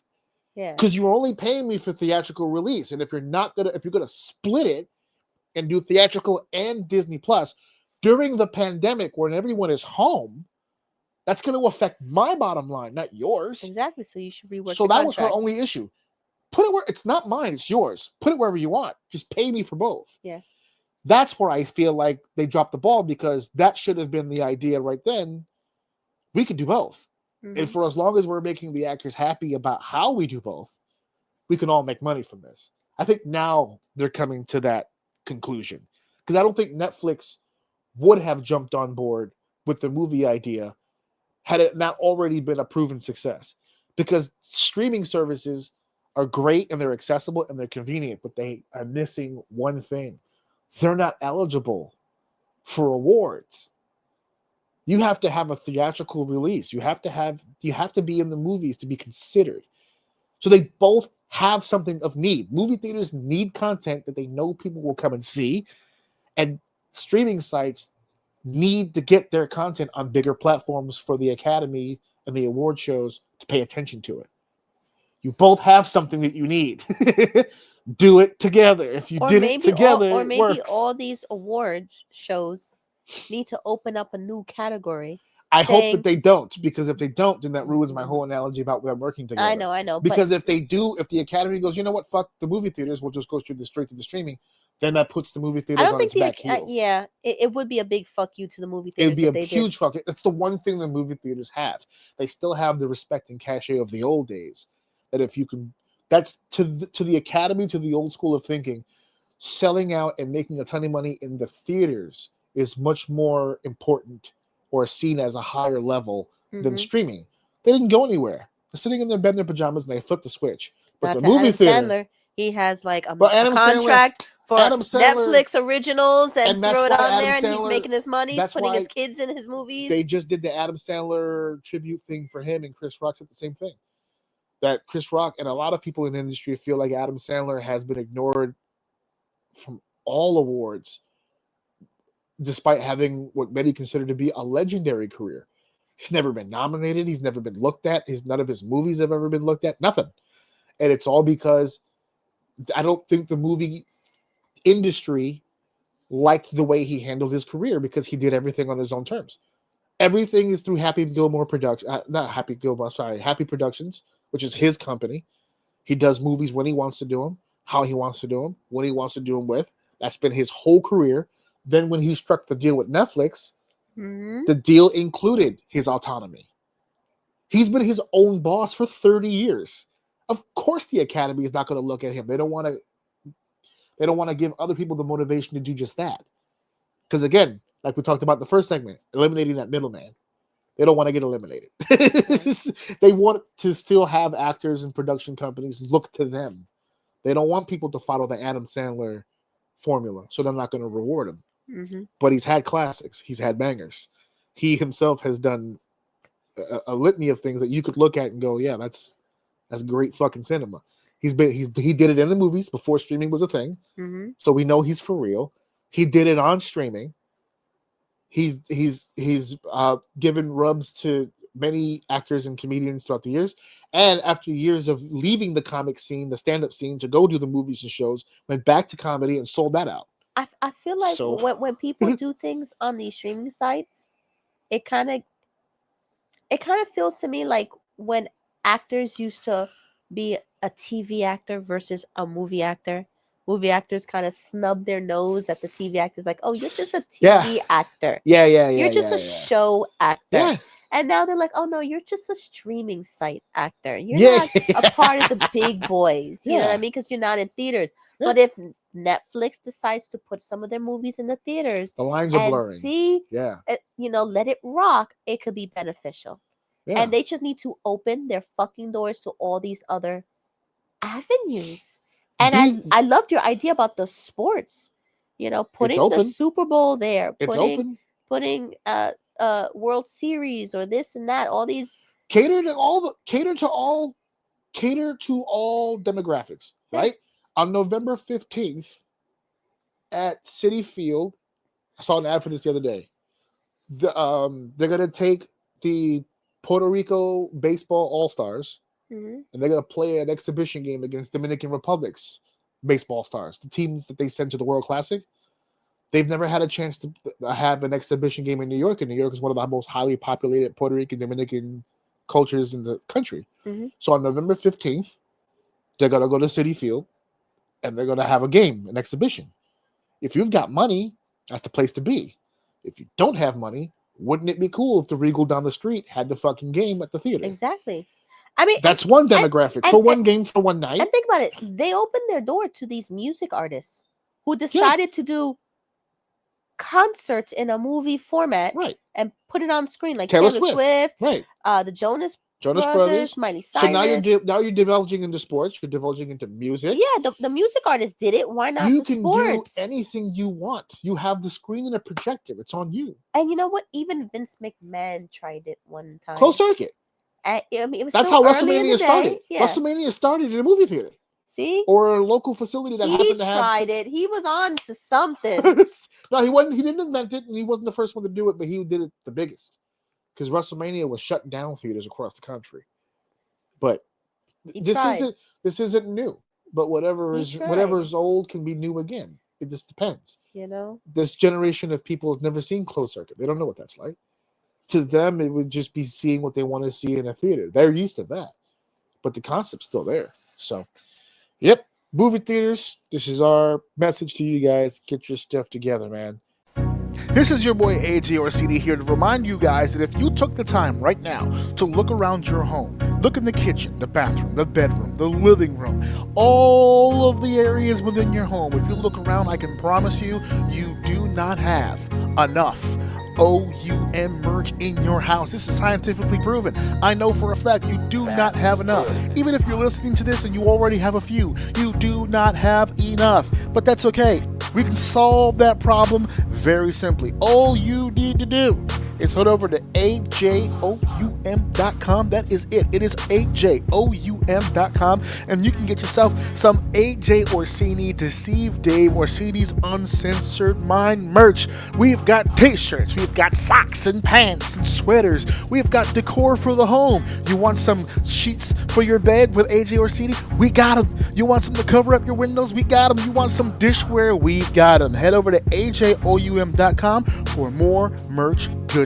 And we're back from commercial, and it is time to once again go back in time and reflect yet again and sit here and have the conversation. I forgot that I'm on the actual camera this time. I can't flip it forward and you can't see me. Let's talk about the front bump one more time, just for a second, just for a fucking minute, okay? Because I want this to be a moment. This is what you would call in your profession a teachable moment. This is what we call a teachable moment. Every time I go to a wrestling school, anytime that I'm ever training with people who's doing this for the first time, they always get nervous. There's always this talk and conversation about perfection. You know, I don't want to mess anything up. They'll put a lot of pressure on themselves. And I always tell people, you shouldn't put that much pressure on yourself. You should always strive to be dope and good at what you do, but you shouldn't put a lot of pressure on yourself. Even the greats fuck it up. If this was a great who fucked it up, we're just now learning close to a week out from this horrendous and horrific injury that this is a serious injury. They stripped him of the title. They have dissolved the vision as far as we know. I think they're going to keep the name. I think they're going to keep Paul with the group. There was already a vibe within the group that, especially was like Becky joined, that it was going to be Becky and Seth doing their thing, and then Bronson and Braun doing their thing with Paul. There was already kind of a vibe going there. So I don't know. Maybe this is something that it sped things up for sure. But at the very least, maybe now this is a situation where we can make things a little clearer amongst the group. But it leaves so many issues because they also decided to write him out. Division beat him up. Does that turn him into a babyface now when he comes back? If it does it turn Becky into a babyface when he comes back? She just wrestled on Raw as a heel in Sacramento, so that she hasn't changed yet. Paul Heyman is now working exclusively with just the Brons, as they're now calling them on the TV, by the way. So if WWE is listening to my show, I'd like $1 or $2 for the Bron idea. I've been calling them Bron since WrestleMania, basically. But I want to call them the Tribal Thieves because now the other you Braun did say stole that. his championship belt. He's a thief too. Oh, he gave it back though. He only had it for like 2 days. He gave it back. He didn't really give it back. He gave it to Paul. He didn't give it to the original owner. Yes, who he took it from. Okay. Yeah, he didn't return. He returned it to the cops. Basically, is what he did. Okay. Is what he did. Yeah, but that front bump fucked everything up. You could literally see the panic on Raw. Just how quickly things moved to making a battle royal, to Adam Pearce basically was out there for Raw doing 100% damage control. He had to go out there and explain everything that happened and what's going to happen. He just burned through explanations over and over because they were in panic mode. He did, but I didn't like how they threw Becky in there, like she was gonna help with the damage control, and I feel like she did it. She didn't do a good job. I felt like How did she help? I don't think she helped. I No, think but where was she? What did she do that you felt like was supposed to do damage control? I thought she was supposed to be out there to kind of explain a little bit. Explain what? The Seth thing? The Seth thing didn't even come up. Yes, it did. No, she went to Paul Heyman at the end of her match. She made a mention about her husband. Yes, yes, and she went up to Paul Heyman and she whispered in his ear. Yes, and I was just like, okay, but I didn't feel that her little conversation with Paul helped in the least bit, because now I felt like what she said turned the original story around. Based on what she said. Oh, we always knew you'd turn on us. He was using Paul the entire time. Yeah, you know what I mean? And I'm like, that's not how it originally started. No. So now when he comes back, it's not like he could say, I want Paul Heyman back. Paul, you should be on my side again. Yes. You shouldn't go to the Brawns. You should help me talk to the Brawns. Whatever like that. Now it's like, he is not to be trusted at all, even by Paul Heyman. Seth? Yeah. Well, the vision started with mixed signals from the very beginning, because the turn at WrestleMania, right? Paul hits CM Punk in the nuts. Roman thinks, oh, so the white hits fucking Roman in the nuts. Seth does the deal. He wins the match. They stare at each other. It's the handheld. Paul Heyman has turned on everybody to be with Seth. Mm-hmm. That gives you the impression, just the turn, it gives you the impression that there was a mutual need there. Because Paul's reasoning, remember Paul's reasoning, I left Punk because Punk left me first. When Punk left in 2014. He left in 2014. Punk was going through his shit. I defended him. I put my career on the line for him. I backed him. And then as soon as shit got sweet, he left. Similar to the Seth story. And I thought that's what bonded them over Punk. Roman Reigns.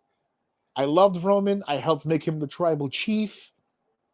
He betrayed me when he lost at WrestleMania and disappeared off the face of the earth, leaving me to be in the same room with these disgusting, vicious Tongans for forever, who put me through a table at Madison Square Garden in front of my family and my friends. So that's a hatred toward Roman Reigns. Those are two very personal reasons that he betrayed CM Punk and Roman Reigns. But then when they started describing the relationship between Seth and Paul, that it was completely business. That's what Seth had said on the podcast. They said it in the ring. And not only that, but completely business. But in the match that he had, he was like, hey, you have to prove to me that I made the right choice. Now that takes us to Crown Jewel. By being with you. And Seth did that. And Seth proved that he made the right choice. But then here comes Becky going, you know what? I know he just proved that he's the right choice, but he was just using you. It backtracks on everything he was doing. The Monday before she cut that promo, the Monday where they betrayed him and speared him. They speared him at the end of the show when Punk won his match.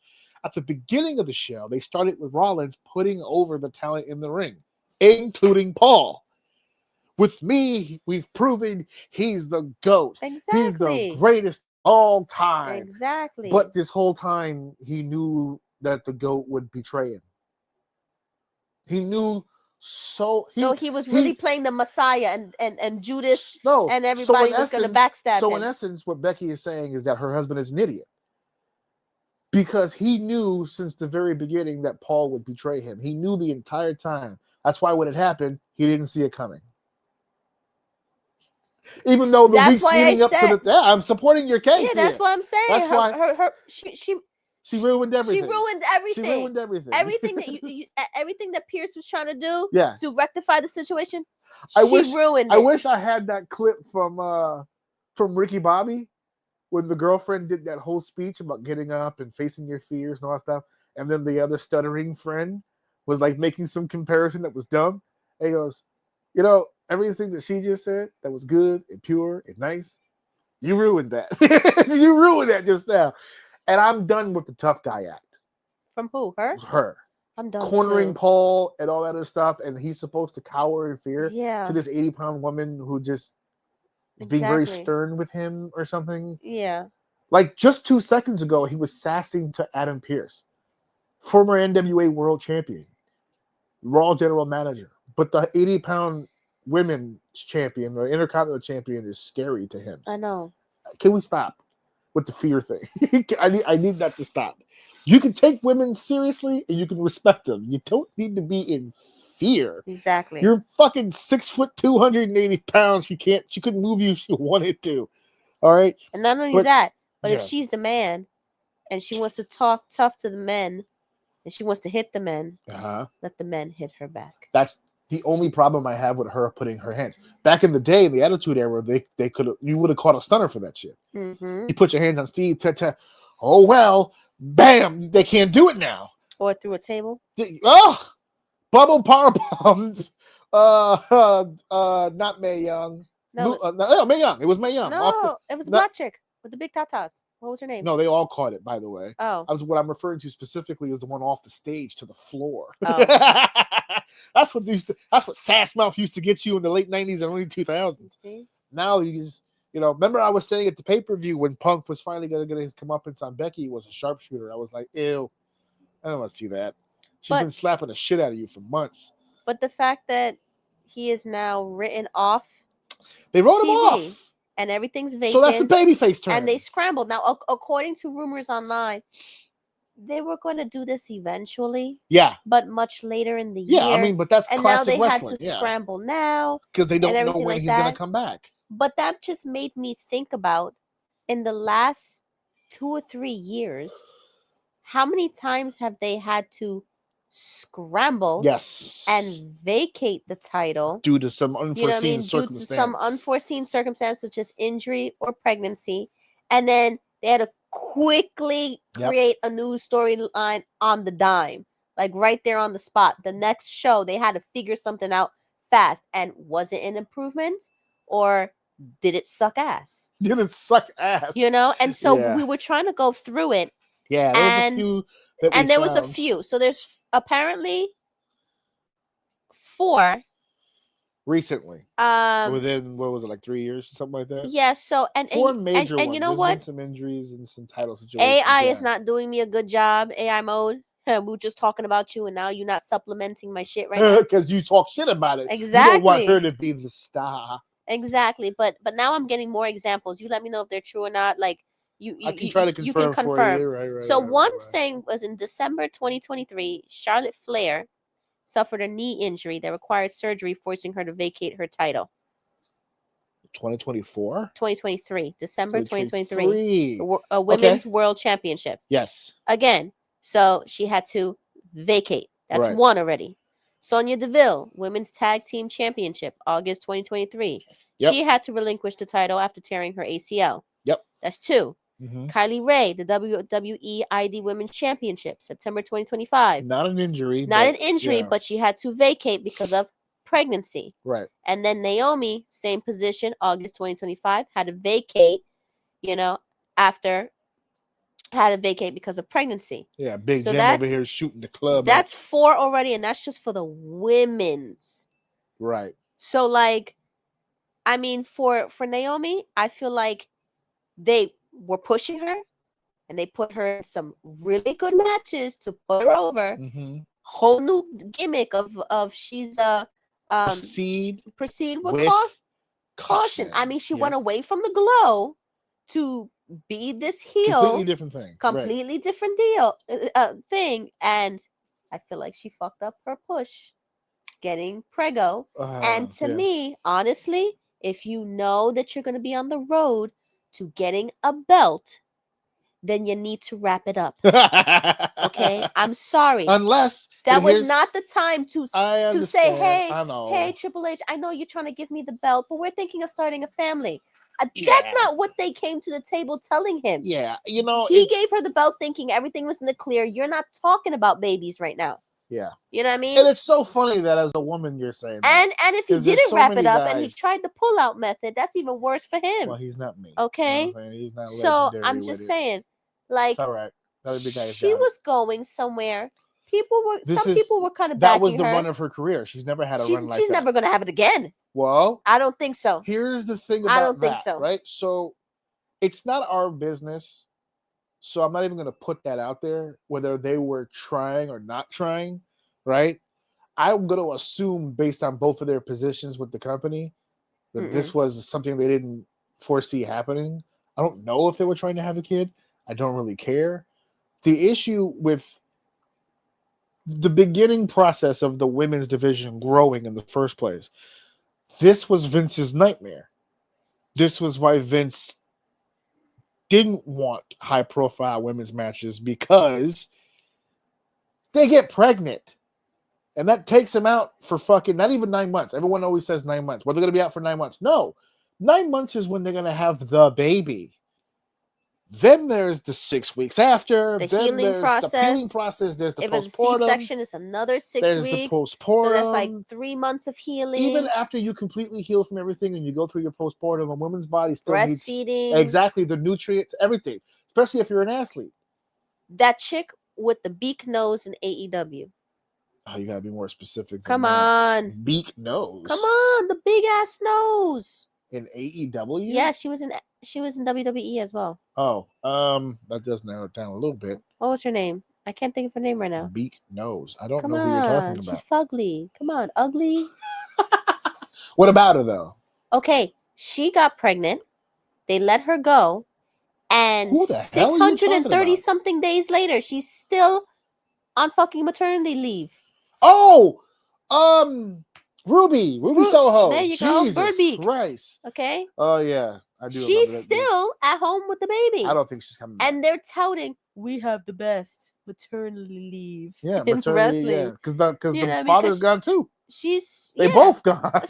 And they just made the maternity. announcement they're opening up, what was it, a coffee shop or some shit? Yeah, so if you can open up a store, So you they're can not- get back to yeah. working in the ring. Because I'm that's just saying. and that's the issue. And I'm glad there's a woman on the show saying this, because if I was alone on this show right now when I said that, I'd be labeled sexist. But it's a concern, because you're putting money behind this individual. You You're are putting them on promotional packages. You're marketing this person. You're selling this individual as a product for your company. And now, poof, she's just fucking gone. So it's just like, now what do we do? So it's a positive that they have so many female options now, just like the dudes, right? Because a woman, I've heard women say, and this is factual, okay, yes, I can get pregnant and I can be out for over a year. He could blow his ACL, be out for over a year. He could break an arm. He could break a leg. How is that any different? Which there's some validity to that, because it's another situation where it was unforeseen. It was not planned on. It just kind of happened. But what happens in those situations? We're seeing it now. Seth blows his shoulder out. He's got to vacate after the title. pretending to blow his shoulder After out. pretending to blow his knee out, he now has blown his shoulder out. He has now blown his shoulder out for realsies. So now he's got to go home. So what's the plan of action? They come out, they do damage control. They already had a number one contender. They basically had a match to have another number one contender. There's your match. We move forward. They're now in the position with the women to do that. So you saw what happened when Naomi gave up the title, right? We already had a number one contender, Stephanie Vaquer, right? She won the Battle Royal at Evolution. She gets Naomi at Clash in Paris, and she announced the pregnancy. She held the belt up. They didn't do a match in Clash in Paris because they were in panic mode, rebuilding. Where are we going to go? They had to plan. So unfortunately, Steph got fucked out of Clash in Paris, but what did we wind up with? Io Sky, who did technically lose the title to Naomi, but it was a cash-in situation. She's entitled to her rematch. Didn't give it to her straight up. She had a match to earn her spot. Io and Stephanie for the vacant title. We move forward. So I think now that's kind of the idea of, well, what if she gets pregnant? Well, what if he breaks his fucking neck? They put the machine behind Big E. He took one bad belly-to-belly on the floor, and he's never coming back. So I don't consider it an injury, but I don't think it's an excuse anymore. Yeah, it's not. Here's the panic that I do have. Becky Lynch. Becky was the man. Mm-hmm. Becky was on top. Mm-hmm. The most popular anything in WWE. Dick and balls and vaginas, it doesn't care. It doesn't matter. Becky was the shit. She also gave up her belt, didn't she? She got pregnant. What year? No, this is before This was 2023. during the pandemic, 2020. 2020. Okay. She got pregnant. We found out after WrestleMania when she took the test that she was pregnant. She gave up the belt. She relinquished it. It wasn't vacant though. She relinquished it and she gave it to the number one contender, which was Asuka. So it never actually got vacated. But that's not my issue. My issue is this with the pregnancy. Becky was the man. Becky was the shit. She disappeared. She had the baby. She had everything we just described. So out for she left. Her last match was that WrestleMania 2020. She came back SummerSlam in 2021. Mm-hmm. So that's a year and 4 months. That's 16 months later. She came back. She's not been the same since. She hasn't been. That aura is completely gone. She's not a bad wrestler, and she's still, in my opinion, a top guy, but top girl, right? Top woman, top lady, whatever the fuck. But she's not the man anymore. She's not. There's a new man in town. Ripley, there's a new captain. Hey, look at me. I'm the captain now. She's the captain now. Okay, look at me. Her ass is the captain now. Well, I don't know. Stephanie's. Oh no, I'm sorry. I meant. Yeah, sorry. Stephanie also getting the push now. Yeah, she's Tiffany's getting, obviously, she's the women's champion. They have options, right? Is my point. But my fear is for Naomi. Can I get that back? Because Becky was as high as it gets. She never got it back. Now, how about the other people? So you have Rollins is an idiot, and we already spoke about Rollins. Wait. We have Liv Morgan yes. and Raquel Rodriguez. Liv Morgan got hurt with a shoulder injury, right? And they had to vacate their titles, right? And I don't think Raquel has bounced back. And not only that, no, Raquel took a hit for sure, and she's just now. And she's not the one that got hurt. Yeah, I know. As a matter of fact, the one who got hurt came back and had the best run of her entire life. That was the start. That was the reasoning behind the Live Revenge tour when Rhea took her shoulder out. And then she was gone for like 8, 9, 10 months, something like that. Comes back and immediately hurts Rhea's shoulder, which was completely by accident because she didn't toss her into the wall. Rhea took the bump herself and still separated. Oh yeah, because Rhea had to vacate her. And then that title. led to Rhea having to vacate, which Becky was supposed to go on vacation after WrestleMania 40. Didn't, because of the vacating. They put the belt on Becky to buy time for the plan to develop, which ended up being Liv. So Liv beats Becky for the title. So now Liv took out Rhea by the same injury she had, which was the shoulder, and then took her belt. And then when Rhea came back for the belt, that match at SummerSlam, she also took Dom. So she took her shoulder, her belt, and her man in a span of a few months. So of all the vacating so far, Liv is the winner. She's had a better run, but now take it to Liv now because Liv's currently out with a shoulder injury. And yes, she is after having the run of her life, which is what Naomi just did. We'll see if they come back and can capitalize because, much like Becky, who knows who's going to be on the roster when they come back, and are they going to be as hot as the people that are coming up? If Liv and Naomi come back to a world where it's Jordan Grace, Sol Ruca, Jada Parker, mixed in with Raquel, Roxanne, Stephanie, Tiffany, that's a tough field. That's a tough field. I don't know if they're going to get the time, if they're going to get, because remember, the reason for the good push is time was allocated to them. That time is now being allocated somewhere else. And if that time being allocated there works, they're not just going to pull the plug because she's back. I don't know where Liv's career would have been when she returned from that shoulder injury if Rhea wouldn't have separated her shoulder. Because if that match would have happened as planned, Rhea would have definitely have gone over. Where does that leave Liv? There would have been no title run. There would have been no Dom. There would have been no Judgment Day. They would have never gotten that. So her wrestling ability is not that great. It was all character and her acting. She's good at that. So who would have known? And now Seth. So now we need to see. Now is Seth leaving his storyline in a good place where when he comes back, he could just slide back into what he was already doing? That depends on his opponents. Or if they start him completely new with somebody else when he comes back, it's going to feel weird. I think this injury is coming at a bad time for Seth. Because There's four breaking people. slowly. People are going. We talked about this already. It's time people to are have that going- conversation. Remember, we talked about it when Yes. we talked about Crown Jewel. It's time to He- have that conversation. His back, both of his knees, now his shoulder. The only thing he hasn't injured yet, God forbid, is his neck. Yet. And we're lucky that front bump he took wasn't the neck. If he would have done the But I'm torpedo glad that he's vacating it this time and not pushing it like he and usually not does. pushing Yes. it and not doing physical therapy and Now, but here's the thing. not still coming out and doing promos and stuff like that. That he's gone this time, Yeah. and I'm happy for that. But now here's the thing: is that him or is that Triple H finally saying enough? I think that's Triple H. I think it's Triple H too, or somebody in the locker room going, "No more. No, like this Forget is ridiculous. this. Yeah, Stop." yeah, for Because real. every time you beg us to put you back in, something else tears. Stop. I mean, That's probably why they the took the belt off workhorse him. is We're not going becoming to. the dead horse at this point. Watch this. There's a reason why they stripped him immediately. There wasn't even a conversation. He was stripped immediately. So I don't consider it punishment. I'm considering this A wake up call. a wake up call. You're pushing too hard. You're at that stage in your career where you have to do a lot less. A lot less. Yeah. No, stop coming off the top rope with all this crazy shit. Stop doing it for the first time in your career. Stop listening to your gut, because your gut is still 21 years old. It's not keeping up with what the rest of your body is doing. I was just saying 2 seconds ago, we're lucky it wasn't his neck. He bumped on his shoulder to save Cody. If he would have said, how old is he right now?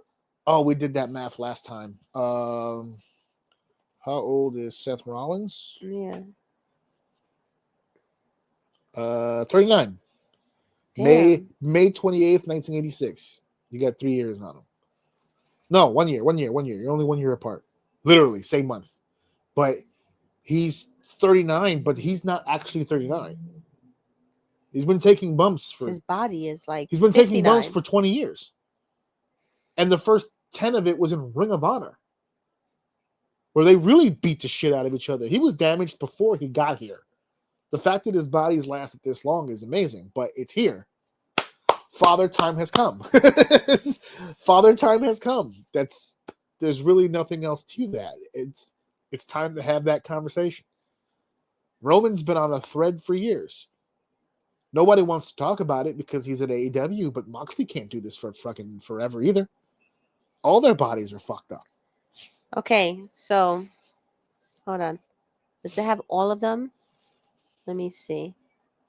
Okay, in November 2015, Seth Rollins tore an ACL, MCL, meniscus in his right knee. What year? 2015. Yeah. That was when he Then had 2 when he was years the later- champion and he was out for like 9 months. 2 years later, he retore the MCL in his right knee. So let's just say by now his right knee is fucked. It's Okay. been fucked apparently. Now in 2024, Uh-huh. he tore his meniscus in his left knee. Right. Okay. And then and at this point, he's already had 2 surgeries. Yes. Two And surgeries been already on pushing both off- knees. Yeah, and he's been pushing off the back surgery, he said, Okay. since 2022. And after the first surgery, he didn't miss time. But after his second surgery, he missed 2 months. Okay. So he's still trying to push it. Right. 2025, another knee injury. Okay. Right. Wait, 2025? July 2025. Oh, No, is they're this one counting the kayfabe one. the kayfabe one. Right, yeah. But in October, He now has the shoulder. now he injury. has the shoulder. And it says he's expected to undergo another surgery Uh-huh. and miss several months Yeah, he's out. of He's out. action. He's out. So that's 3 surgeries. Yeah. He And is I just said he's done. and he's been pushing off the back surgery. yeah. He's needed back surgery for a few years now. Yeah, he needs to. It's time to get real. Like if you're not going to retire, It's You it's have a not lot only you have that. to It's change. you have to think about what life is gonna be like in Oh, no. old. no, We're past that. age. We're past that. He's already fucked. He's not going to be an old man with a cane. He's going to be an old man In the chair. in a chair, in a Yes. wheelchair. Yes, He's not going to be able to absolutely. walk anymore. Absolutely. No, And we're there now. He has a kid. He We're has to there think now. about. We're there now. His body's taking too much damage as it is. He's young enough to still fight it off at 39. At 59, forget it. Forget it. It's over. We're past that. He's already at the point of no return. It's the body. His body has taken so much damage. And for the record, we're not saying all this as a negative.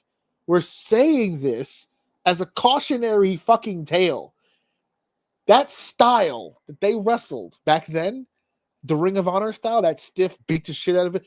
Look at AJ's body right now. Look at all those guys, Roderick Strong, all those guys, Samoa Joe, all those guys that are still doing it today. Look at their bodies. Look at the way that they walk. Okay, I know that this year, 2025, has been the retirement year. Yeah, everyone's like AJ, yeah. But I think Shinsuke's now talking about 2026 being his last year. 2027 needs to be Seth's year.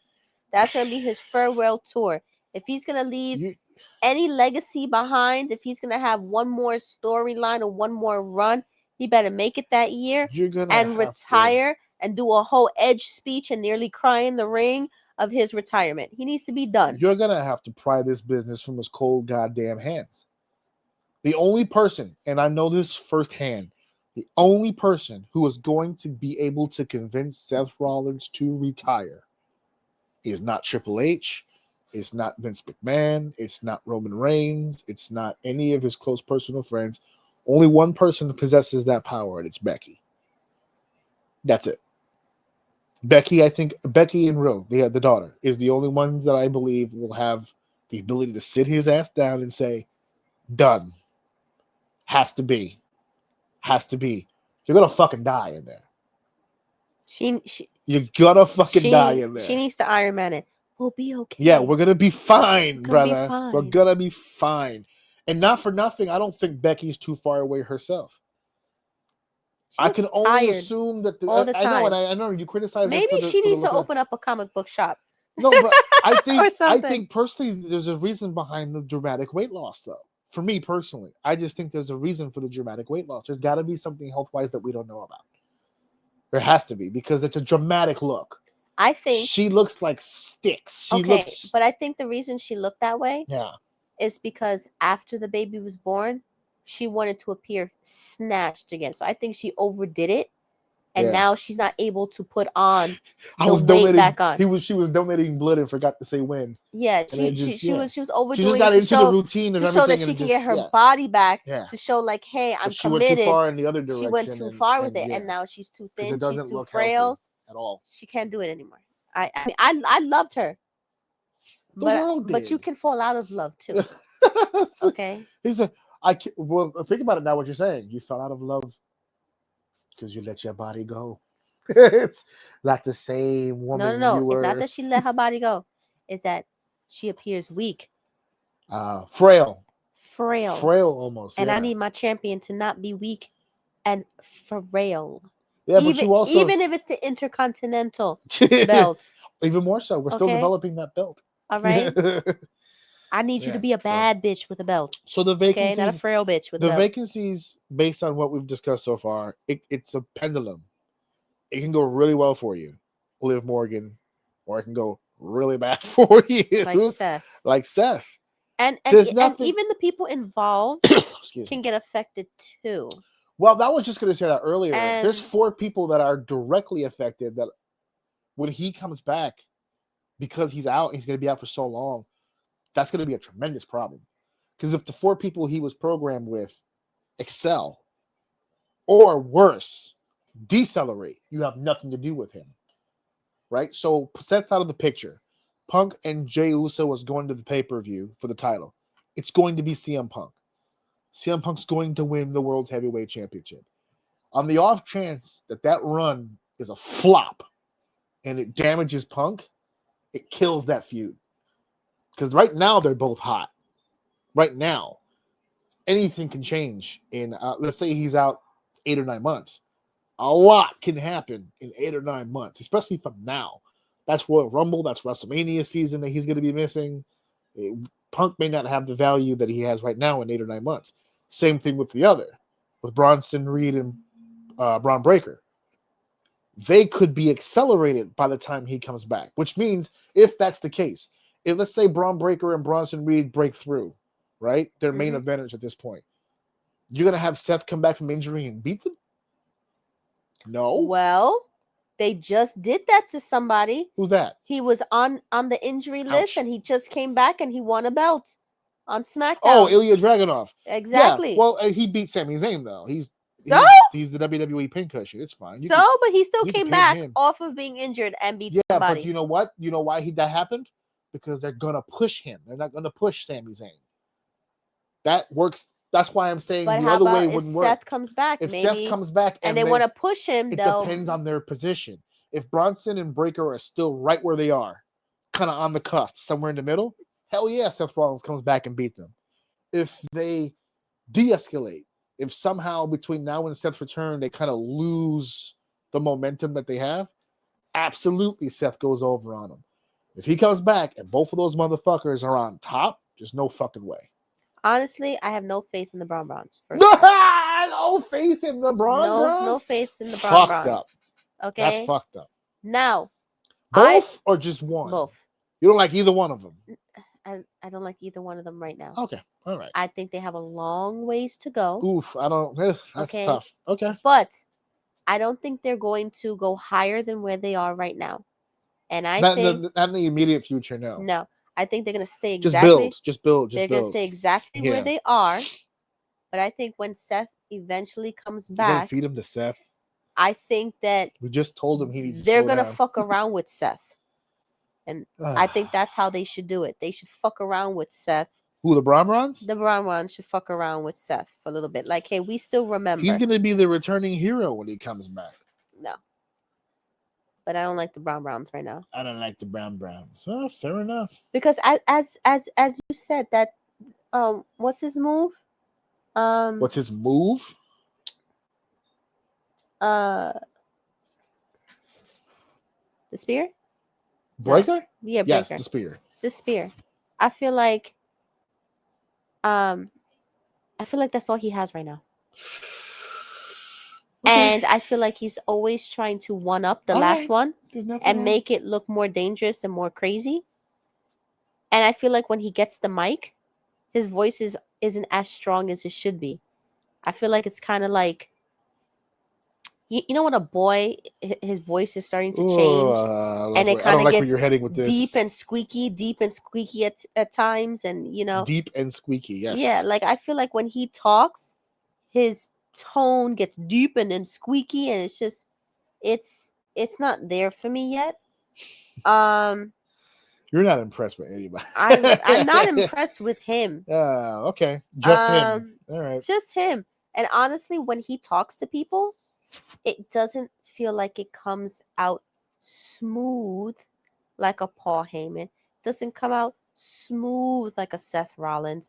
It doesn't even come out smooth like a Sami Zayn.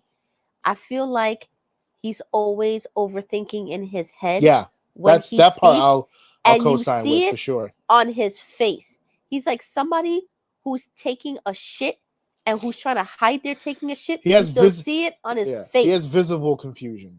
Yes. Where like you could see his face. See his brain, his you mind could see working. Him working his exactly. And I'm like, I need you. What was I supposed to say? Yeah, like what was I supposed to say? What did I memorize? What was the key point I'm supposed to get out? I see that still. He's not there yet. Exactly. I agree with you on that. He's not there yet.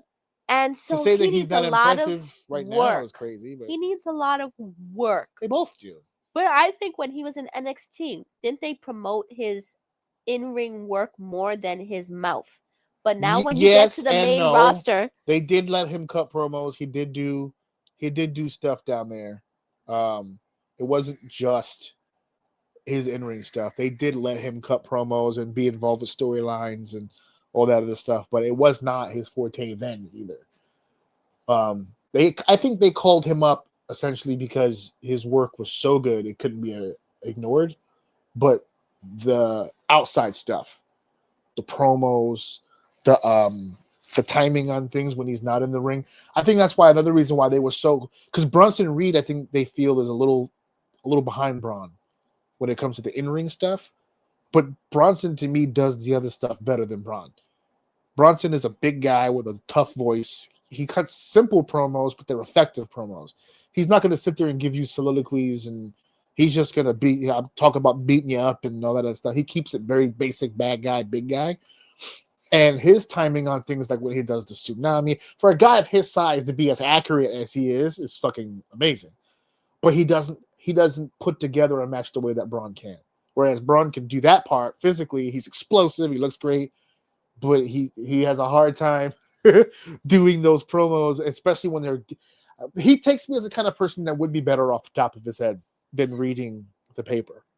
I feel, because I don't think he would talk as long, and I don't think he would talk as much if I don't think he's that eloquent or that creative. I don't think he would need to come be. up with some. I think he just needs to be intimidating. He doesn't need to be.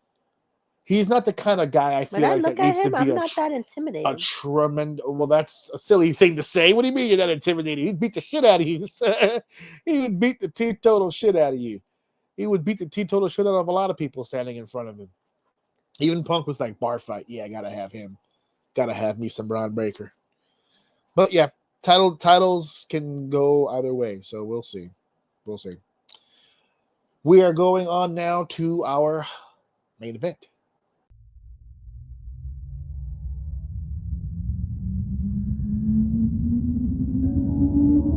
It is now time for the main event of the evening. It is now time to talk about our main event here this evening. The final topic of the day, Andrade, one of the many Mexicanos in WWE, has left screaming from the WWE offices. He's made history, by the way. He's made history. He is the first pro wrestler in history to go to the WWE, then to AEW, then back to WWE, then back to AEW. That was the history. And now he's made more history. Because after that last AEW, he has now found himself in the in-between. Oh my God. The in-between. He has now found himself between prospects. He has now found himself betwixt situations. So we didn't talk a lot. We didn't talk at all, I think, last week about Andrade because we were doing the 2 pay-per-views last week. So we didn't really do any stories or anything like that, news things. We kept it pretty basic to the two topics about the pay-per-view. But Andrade has been making all kinds of news for all the right and wrong reasons. I don't think he's done anything right, but there are right reasons to be discussed here. I think he's done everything wrong, which I think also needs to be discussed about how wrong it is. So I'm going to open up this topic by saying this. I think I catch a lot of heat by using the analogy about the guardrail, because that's the one that I used to always hear veterans talk about. That guardrail isn't just an actual physical guardrail in pro wrestling, it's a metaphor. You always hear wrestlers say that you could tell when someone is supposed to be on the other side of the guardrail, right? When you're in the inside part of the guardrail, when you're a wrestler, you're supposed to be professional. You're supposed to be business-minded. You're supposed to treat this as an occupation, as a job. This is what you're supposed to use to feed your family, to pay for college, to put food on the table, so to speak. You have to treat the wrestling business like it's described as a business. So whenever you have a wrestler come into the wrestling business and he smells and he reeks of mark and of fandom and all that shit, they always say, all right, here's a guy who belongs on the other side of the guardrail with the rest of the fans, with the rest of the marks, right? There's a lot more marks on the inside of the guardrail than there are on the outside these days. Actually, if you read online, it tends to be more business people on the fan side now more than there are people that are actually in the business, Now, I'm not saying this to say that Andrade is a mark or a fan or anything like that. What I will say is that he's an idiot. He's an idiot, and anybody that thinks the way that he thinks is a fucking idiot. Because you raised a fabulous point. Because when I first brought this up as a topic, I went on this whole rant about how much of a moron you have to be to sign a WWE contract. Because a WWE contract, and we can sit here chapter and verse. I wrote it somewhere. I think it's in my notepad. Shout out to the Cornet podcast, to Brian and to Jim, because Brian happens to have an older copy of the WWE contract that has the non-competes in it, what the penalties are, and he breaks it all down on their show. So I'm not going to copy and paste from their show. You'll listen to the episode, he'll break it all down. But when you listen to Brian break down all the ways that they tried to input that non-compete and what happens to you should you not abide by the non-compete, it's all in there. It's all in the wording. It's right there in front of you. This is what we expect. This is what we are going to push and enforce. Should you break the contract and breach it in any way, it's all there. To sign that contract is one of the stupidest fucking things you could do. Even when they read it. That's what you said. Yeah. Even when they read it. However. And Jim is a former WWE employee. However. And your point was, go ahead. However. Yeah. It would be even stupider. Uh-huh. To not accept the salary and the paycheck they're about to give you. Well, here's where you that's where you got me. You suck it up first. Yeah, right. You get paid. Right. And then you worry about that shit. And then later. you worry about that shit later. Here's the problem that I have with that statement, because you brought it up yesterday, and that was a fabulous point. It was fabulous. Because that's why I brought up the mark thing at the beginning of this. Because only a mark, only a fan, only a person who thinks strictly as a fan and not a businessman would look at that contract, read it verbatim. Or maybe they didn't read it. Maybe they were smart and they had a lawyer or someone with legal background read it and translate to them what this means. The point is that they were given the option to decide, do I want to sign this or do I not want to sign this? And the only reason a person would sign this is because exactly that. I grew up wanting to be a WWE superstar. I would give anything to be a WWE superstar. Yes, the pay is great. They signed a deal with the devil. They sold their soul away. They sold their soul. Yeah. And right now, you just made a really good point that you didn't make the other day. Which was? You were like, maybe translated. Maybe he is el stupido because nobody translato to him, okay? But I'm gonna get there. I'm gonna get there in a second. I'm gonna get there. But you chose to sign this despite knowing what's in it, right? So I incorporate that to fan because I grew up a WWE fan. I watched it my whole life. You know that. Everyone in my family knows that. My earliest memories in life was watching Hogan and the whole shebang, right?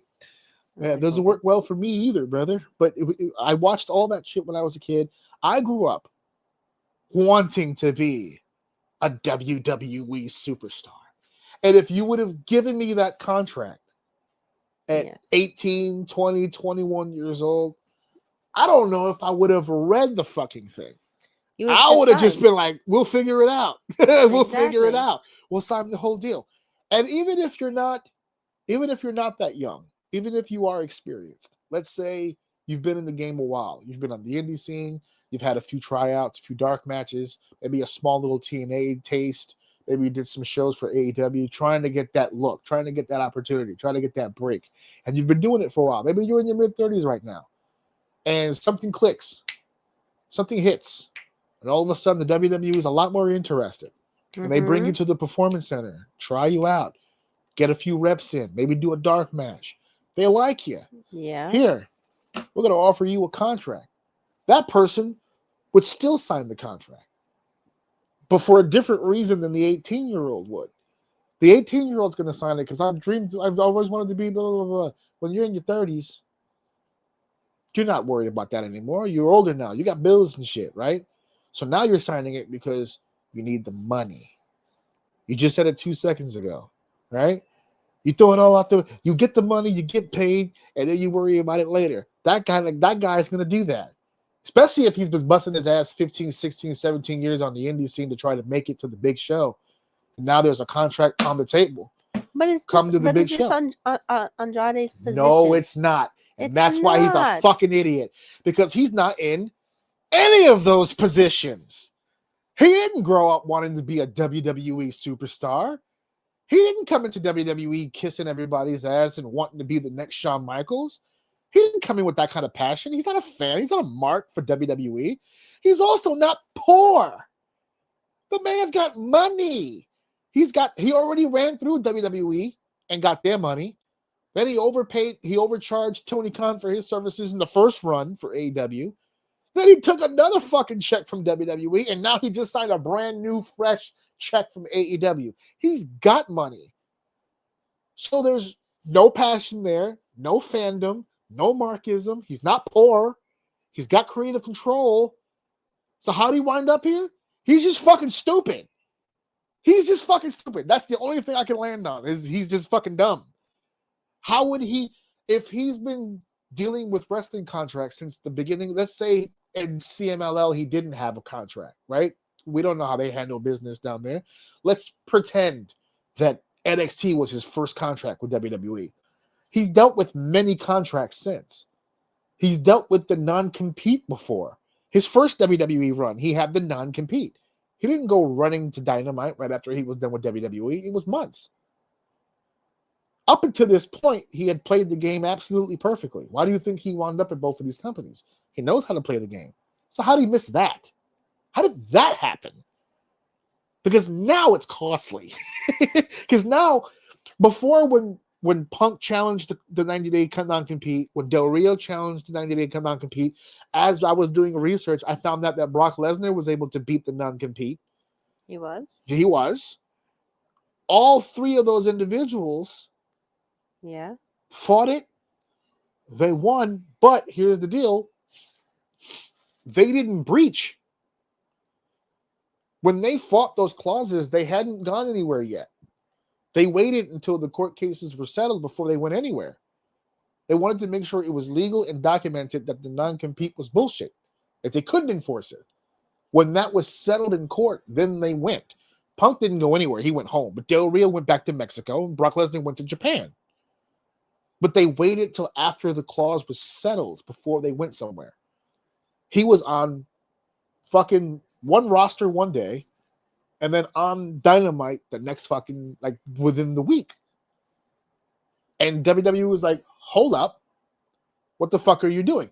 And Stevie Richards did a piece on this. If you guys want to check out Stevie Richards' YouTube channel, he has his own podcast show now on YouTube. He did like 38 minutes on this whole topic about the contracts and how they're run and what he experienced when he was there and how he sees contracts today and the whole independent contractor bullshit. So independent contractors are what all WWE superstars are labeled as, despite being treated like employees or not classified as employees. That's what keeps them away from the insurance bullshit. The wrestlers have to get their own insurance because they're independent, but they're not treated as such. In WWE, somehow they've been able to get away with independent contractors signing exclusivity contracts, which, what the fuck is that? So they're employees when it benefits them, but they're also independent contractors when they don't feel like treating them like employees. That's how they were able to win the court cases against the non-compete. You legally cannot keep an independent contractor from working in their field contractually. You could put it in the contract if you want. It won't be held up in court. It's already, every time it's gone to court, it's been taken off every time. It cannot be held up. So for everybody who's online right now saying, well, all Andrade has to do is go to court, they'll remove it, he'll be back on TV in no time. Right. But there's two things wrong with that. A, why would you sign that deal even knowing that you can fight it, but you got to spend money to fight it? Maybe he's hoping AEW will flip the bill. Ha! Why not? Actually, that's not too far-fetched an idea. To sit there and say, oh, Tony, I don't know. They lied to me. Or maybe he told Tony, I have to wait 90 days. And Tony said, don't worry about it. Go on there, we'll take it, and we'll take care of it. I bet you know who's really stupid? He's stupid enough to do that for him. The fact that, and we don't know. We're assuming. We're not going to talk about it like it's a factual thing. We haven't heard it. But the Because fact that it's that believable but is what makes it if weird. Andrade is back on TV in the next 2 weeks, Then we know that he flipped the bill. then you know Then we know AEW Tony- flipped the that bill, AEW and flipped the they bill, said yeah. we'll Then we'll take know. care of it. That's why they did it. Because they're like, don't worry about it. We'll take care of it. If the Legal will take care of it. But if the WWE cease and desist goes through and Andrade's off TV for the next couple of weeks, and you see him off TV, that means he fucked up. And Well, you the know he cease and fucked desist up. was filed under the the cease and desist was filed under the pretense that he's in breach of contract. If they take it to court and they prove that the non-compete is bullshit, they have to rescind the cease and desist. He can go on TV legally. But that's the other problem that people have with the contract, because the non-competes are only valid for television and pay-per-view. Meaning the 90-day He can do house shows? He can do house shows, he can do indie shows, he can do anything that's not being televised. That's what the non-compete is for. It's not actually for the wrestling. It's just the wrestlers who have abided by the 90-day have done that because they wanted to be signed by people that had television. Do you think there's something in the contract where every time they show Andrade, AEW has to pay them within the 90 days? So Within the clause itself? Yeah, like do you think there's a clause that says, hey, he has to be off TV, but if he's on TV, no, you have to give because us that some defeats money? the purpose of the clause. The clause is specifically put there so that he doesn't. If that was the case, they wouldn't be pushing for a cease And then you desist. said something about he can't be on TV for a year? Now, because they're saying that he's in breach of his 90-day, and the penalty for that is a year. So if they're gonna fight it, now is the time. Because letting that shit sit is no good. If they had a clause, if they had a piece of a clause that said that if he's gonna be on TV, we need a cut for those 90 days, they wouldn't be. I don't think they'd be pushing for the cease and desist. They'd be like, go ahead, let him go. Tony just has to fucking send us our money. I don't think they would mind getting paid for Andrade being on Dynamite. That's like the David Justice deal. When David Justice got traded from the Yankees to the A's. And they paid the Yankees his salary to get him. Just like when they said in Moneyball. He's like, hey man, you're paying me like $4 million a year or whatever the case may be. He was just like, no, brother, you got that all wrong. We're not paying you. We're paying the Yankees. It's like they paid to get rid of you, my guy. They took a hit on the money just to get rid of you. It's the same thing here.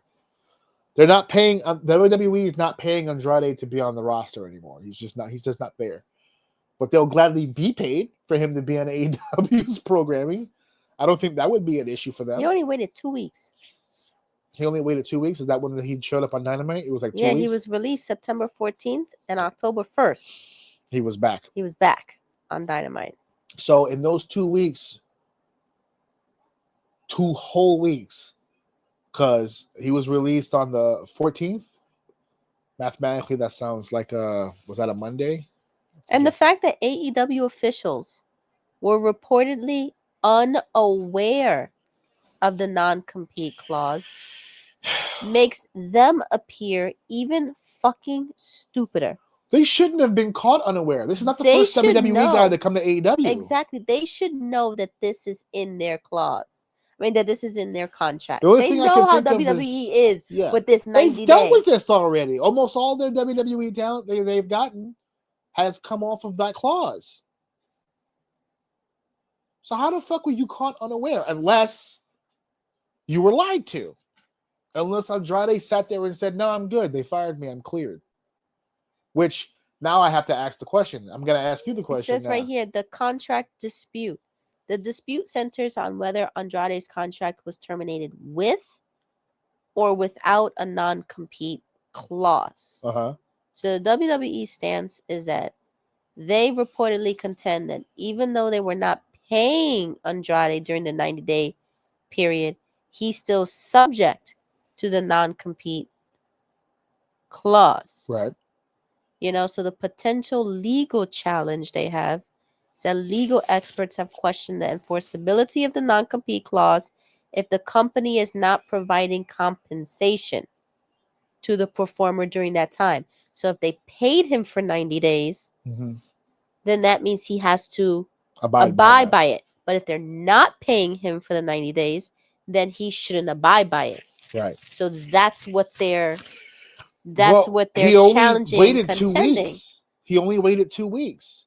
So in those 2 weeks, did he get a dime? Is that how he found his way around it? So, like, let's say they get paid So monthly. if he didn't get a paycheck, he can be like, in between that, right? If he's I like, didn't, I didn't get they paid didn't after pay 2 me. weeks. They didn't pay me. They So didn't pay okay, me. so now I'm gonna. according to the contract, if I'm taking money from them, that I can't work, but they didn't pay me. I They didn't didn't take pay any me. money. Yeah. So it says some reports suggest that if the termination was due to a breach of contract, a different non-compete clause could be triggered, lasting up to 1 year. Okay, so again, with the breach of contract, so the cease and desist was sent because they felt that he had broken the 90-day non-compete, but that's not the reason for the firing, which was breach of contract, which was the failed wellness tests. Is that true? Is that what they're saying? That's what the word getting out now is, that that's the reasoning behind the firing, the initial firing. They fired him for breach of contract because he had multiple failed wellness tests. And then the non-compete kicks in, and then he breached that by going to Dynamite. But if you're fired, do you still get paid for 90 days after? According to what you just read, I guess like- so, like, unless he jumped the gun. Maybe that's what he was thinking. Like, That I'm fired, I wasn't released. Well, the same shit, but like, yeah, he was. That he assumed because of his terminate. Again, it's all in the wording. It doesn't say anything there that states that there would be anything different between him asking for a release or being fired. It just says that once he breached his contract, the 90-day kicks in, and then it's a year penalty if he breaks it. Because that's what I was saying earlier about the guys that beat the case before. They waited before they fought it. When they fought it and won, then they left. He did that in opposite. He just left. He didn't even fight it. He just dipped. That's it. He didn't even bother to. He didn't take the social media. He didn't file anything with a lawyer. There's no court date, no nothing. He just got fired. He left and he went to AEW.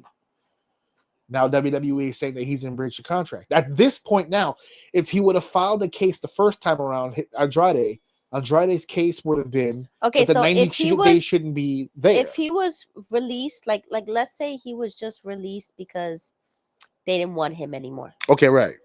Right. So if they didn't have a legit reason. It was just we don't want to do business anymore. Yeah, we don't want to do business anymore. We're gonna release you. That's not necessarily a breach of contract.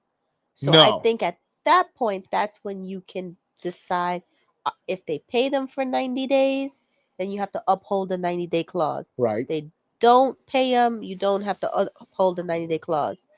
But if you have improper termination, if Andrade was terminated improperly, it might nullify the non-compete clause.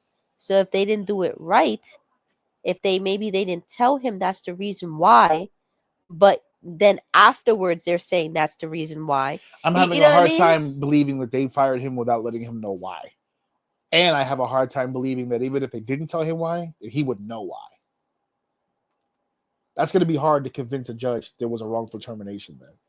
Because if they've got wellness tests documented by a physician, he's just because you get a wellness test, like Randy Orton, because you get the test, right, and it says positive, that sometimes it doesn't lead to termination. No, but if they've got multiples, then that could lead. Yes. But maybe he didn't know that was the reason why. Why wouldn't they tell him that? Exactly. He has to know why. There's no scenario where he doesn't know why. Because if no scenario. If he knows why, he knows why. Why is he saying anything right now? Because he knows why. It's not like he has an NDA from WWE to not say anything. So he could say his own side of the story, but he's not saying his side of the story. He could come out and say, hey, you know what I mean? Like, I was fired, but I didn't know why I was fired. You know what I mean? No, he's not going to be able to run that. Why not? I don't think a judge anywhere in the country is going to believe he had no fucking clue. He was just blindsided by this termination. No, a lot of people are blindsided by. I don't think he was. I don't think he was. I'm not denying that doesn't happen to people. I don't think that's his position. I don't think for 1 second. And as far as why wouldn't he come out and defend himself, I have to assume it has something to do with why he's not passing those wellness tests. Some people are saying there's legal ramifications for AEW. because Yes. WWE could file a lawsuit against AEW can AEW. fucking get them off the air right now if they really fucking went forward with this. AEW? Oh yeah, no, WWE could yeah. fuck AEW right now if they really they wanted could to. say like, hey, like you knowingly and unjustifiably like caused Andrade to breach his 90-day. Which is also bullshit. You know what If I I'm mean? AEW, I don't But let at that the shit same slide. time, I don't But, think yeah. Tony is smart enough to ask his lawyers to look at his contract before signing a new contract. I bet you was so excited for his new toy that he skipped all those steps. Which is fucking dumb. If found liable, AEW could be ordered to pay WWE for any lost profits or other financial harm, which I don't see any financial harm. The only reason I can assume, this is all assumption, but it's a logical thing for me to come up with, that AEW's legal team didn't look at Andrade's contract is because they couldn't. Because if Andrade's contract was still active for any reason, that can be considered contract tampering. Now, I know that we're all aware that he was fired and let go, but it sounds to me, based on what we're listening to, that 90-day non-compete is still considered under contract. Because you're getting paid. So if he's still technically under contract to it's WWE, like your 2-week notice for a job. Right, but you're still there. Get paid for the 2 weeks. Yeah, but you're still there for 2 weeks. You're still Yeah. on the payroll. So I think in WWE's eyes, they're saying we fired him on paper. He still works for us for 90 days. And if AEW didn't see the contract, if they didn't ask, they're stupid. Get rid of your legal team tomorrow if that's the case. But if they did ask and he couldn't give it to them, then that's an Andrade mistake. Because then he goes, well, what's the deal with the contract? Can we see it? Well, I can't show it to you, but I can tell you it's pretty much over and done with. And which is weird. If it's done and over with, let me see the contract. If you can't show it to me, that's the red flag. Something's up with that contract then. And not only that, but they can't say that WWE can't say AEW willingly did this without being able to prove that they did it willingly. They're not going to take that to court unless they have something that states that AEW put him in that position. Right now, all eyes are on Andrade. Because AEW can step back and go, whoa, he told us he was good. And WWE is going to sit there and say, well, you didn't ask us if he was good. Because if they ask Andrade for a contract, he says, I can't show it to you. That's one thing. But they can't ask WWE. And no one bothered to contact anybody. I don't honestly think it's going to go far. Because I don't think so either, but I think that's just because AEW doesn't want it to go far. No, WWE probably doesn't want to let it go far. Yeah, that's what I just said. Yeah. Oh, I thought you said AEW. Because if WWE actually takes it to court and a judge says, you know what, a year's too long for somebody to be without money. They're going to reverse that. There's no fucking way. He's not out for a year. Their contract practices might be under scrutiny and looked at even more. Yeah. Maybe they don't want eyes on those little clauses. The first time when they lost the clause lawsuits, the first time, and it never changed. That's when I think it was Del Rio who was the first to beat it. When Del Rio beat it the first time, that was the scuttlebutt throughout the industry. They're like, oh, that's it. Somebody because what happens when any court case like that happens? They set precedent, right? That now becomes the court case that opens Pandora's box. Now we could all look at that specific court case and go, see, it's a bullshit clause. It shouldn't even be in there. See, that judge saw that. But we've had the clause in there ever since. And we've seen it enforced. And AEW doesn't have a clause, a non-compete clause. But now we're learning they do have an injury time clause. Because we've seen that with Rey Fenix. We've seen that with Miro. We've seen that when they got injured and they were trying to leave and whoa, you owe me 9 months. So it happens on all sides here. That's why I don't understand. If you have a legal team that can draw paperwork stating that Rey Fenix owes you 9 months worth of work because of an injury, how do you not know Andrade's on a 90-day compete? Someone fucked up royally in this case. I don't know if it's Andrade. I don't know if it's AEW specifically. Someone fucked up. This is a huge fuck up. The Monday Night Wars, where it was Nitro versus Raw, there were a lot of defections back and forth. You never knew who was going to wind up on whose show. That was part of the attraction to the Monday Night War. 1 minute, Rick Rude is on Raw, and then after Raw goes off the air, he's on Nitro. We don't know how that happened. Lex Luger winds up on Raw. X-Pac, who was just 6-Pac last week, is now on Raw as X-Pac. There was defections all the time, but everyone ran through legal. Those things happened specifically because the lawyers went, go for it. I've never, in my 42 years of watching wrestling, seen that breach that just happened happen. Everyone has always been so meticulous on making sure that if they're on TV, they can be there. How does this happen? Who dropped this ball? Well, It's insane. just like you said the other day, if he signed a new contract while still under another contract, then the second contract is null and It's void. null and void. So that means whatever payday he was getting from AEW, they're probably not going to offer him Unless- that amount again Yeah. because of his because of- lies because of- or if he lied. if his misrepresentation, We don't or know. if specifically, because yeah. of his knowingly or unknowingly saying things that got him on television in the first place. He said what he needed to say Yeah. to get the job. Yes. And now shit is really hitting the fan. Mm-hmm. Mind you, this is his second AEW run. The first one ended when he punched Sammy Guevara in the fucking face. And that we know about. Isn't Sammy Guevara still there? Yeah. So then, But he's never been the same. He's been demoted. He's been with Ring of Honor for forever. They took him off the main show. He now makes appearances every now and again, but he's not a pillar anymore. He's just some guy now that's still on the roster. But that also is because it contributes to the fact that he keeps injuring people, including himself the other day. He gave somebody a swanton and knocked himself out because he's fucking dumb. But he was running his mouth at Andrade. Andrade told him to fuck off. They got into a whole thing. They sent Andrade home because he was having a shitty attitude about it. And he told Tony Khan, if I come back there, I'm going to punch Sammy in the face. Well, please don't do that. I'm going to punch him in the face if I see him. All right, we'll just try to remain professional. And he gets in the building. The first person he sees walking through the hall is Sammy Guevara. So what did he do?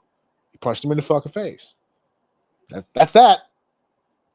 And then we find out when he signs the new deal that Tony does this whole thing about it was like a radio interview. I don't know. It was some sort of interview where he was like, oh, we're glad to have him back. He left amicably. We love the idea of having him back.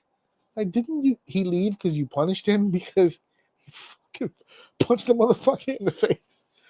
Punk put a headlock on a guy and they wouldn't shut up about it. Andrade punched him in the face. You would think that would be more heat, but no.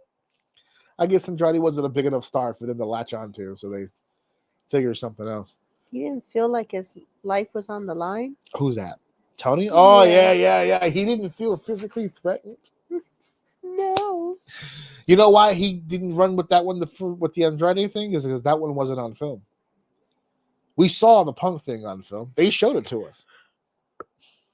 We saw him not threaten Tony in any fucking physical way, and yet still he feared for his life. We didn't see him in the locker room with Andrade, so we don't know what happened there. But yeah, so Godspeed, Andrade. Hope everything works out for you, big guy. But you guys need to figure that shit out in a big fucking way. And then they debuted him beating up Kenny Omega and adding him to the Don Callis family. And now they can't even say his name on television, so I guess that just goes away. So they brought him in. They rushed him. They rushed just him to be a part of a group. to beat up one of their top baby faces and then join a group that already has like 12 people in it. They love orgies. it's madness. Anyway, this is episode 327. We're in for the week. Dave is still on sabbatical. We'll see where he is next week, but we got a thing going right now, me and Mrs. Lane. We got a thing going on. The House of O is self-sustaining, my guys. So thank you guys for listening. Thank you guys for sharing. Thank you guys for enjoying. And listen, listen, of course, listen, if we get a lot of likes, then maybe you guys can see me on camera next week. So subscribe and like, and maybe you'll see me Send in those all my glory. subscribes and likes, baby, and you'll get to see Mrs. O in the way that I see her in all of her beautifulness on the screen. If I get my wife He on is the a show, lucky man.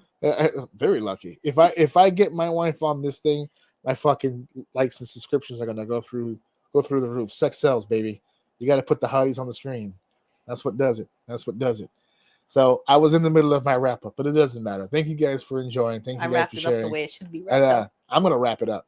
And then so we'll see you guys later. Check us out next week, 327. New shorts coming out now that we've done the video portion, so that's gonna be really cool. I already split up the matches from the 2 previous pay-per-views. We're heading into next week is a Halloween episode. We're going to be doing a Halloween episode. We won't be live, but it'll still be a Halloween episode. So it's going to be a spooky episode of Orsini's Uncensored Mind. Maybe you can go on camera dressed as something. I should do that. I should dress as something. Should I be a sexy witch? See? Sexy devil? Anything to put my wife's tits on the angel. internet. Let's fucking go. Anyway, we'll see you guys next week. Mic drop. Wait a minute. This is too much. Cooking it like a pro. Wrap it up, everybody. Show's over.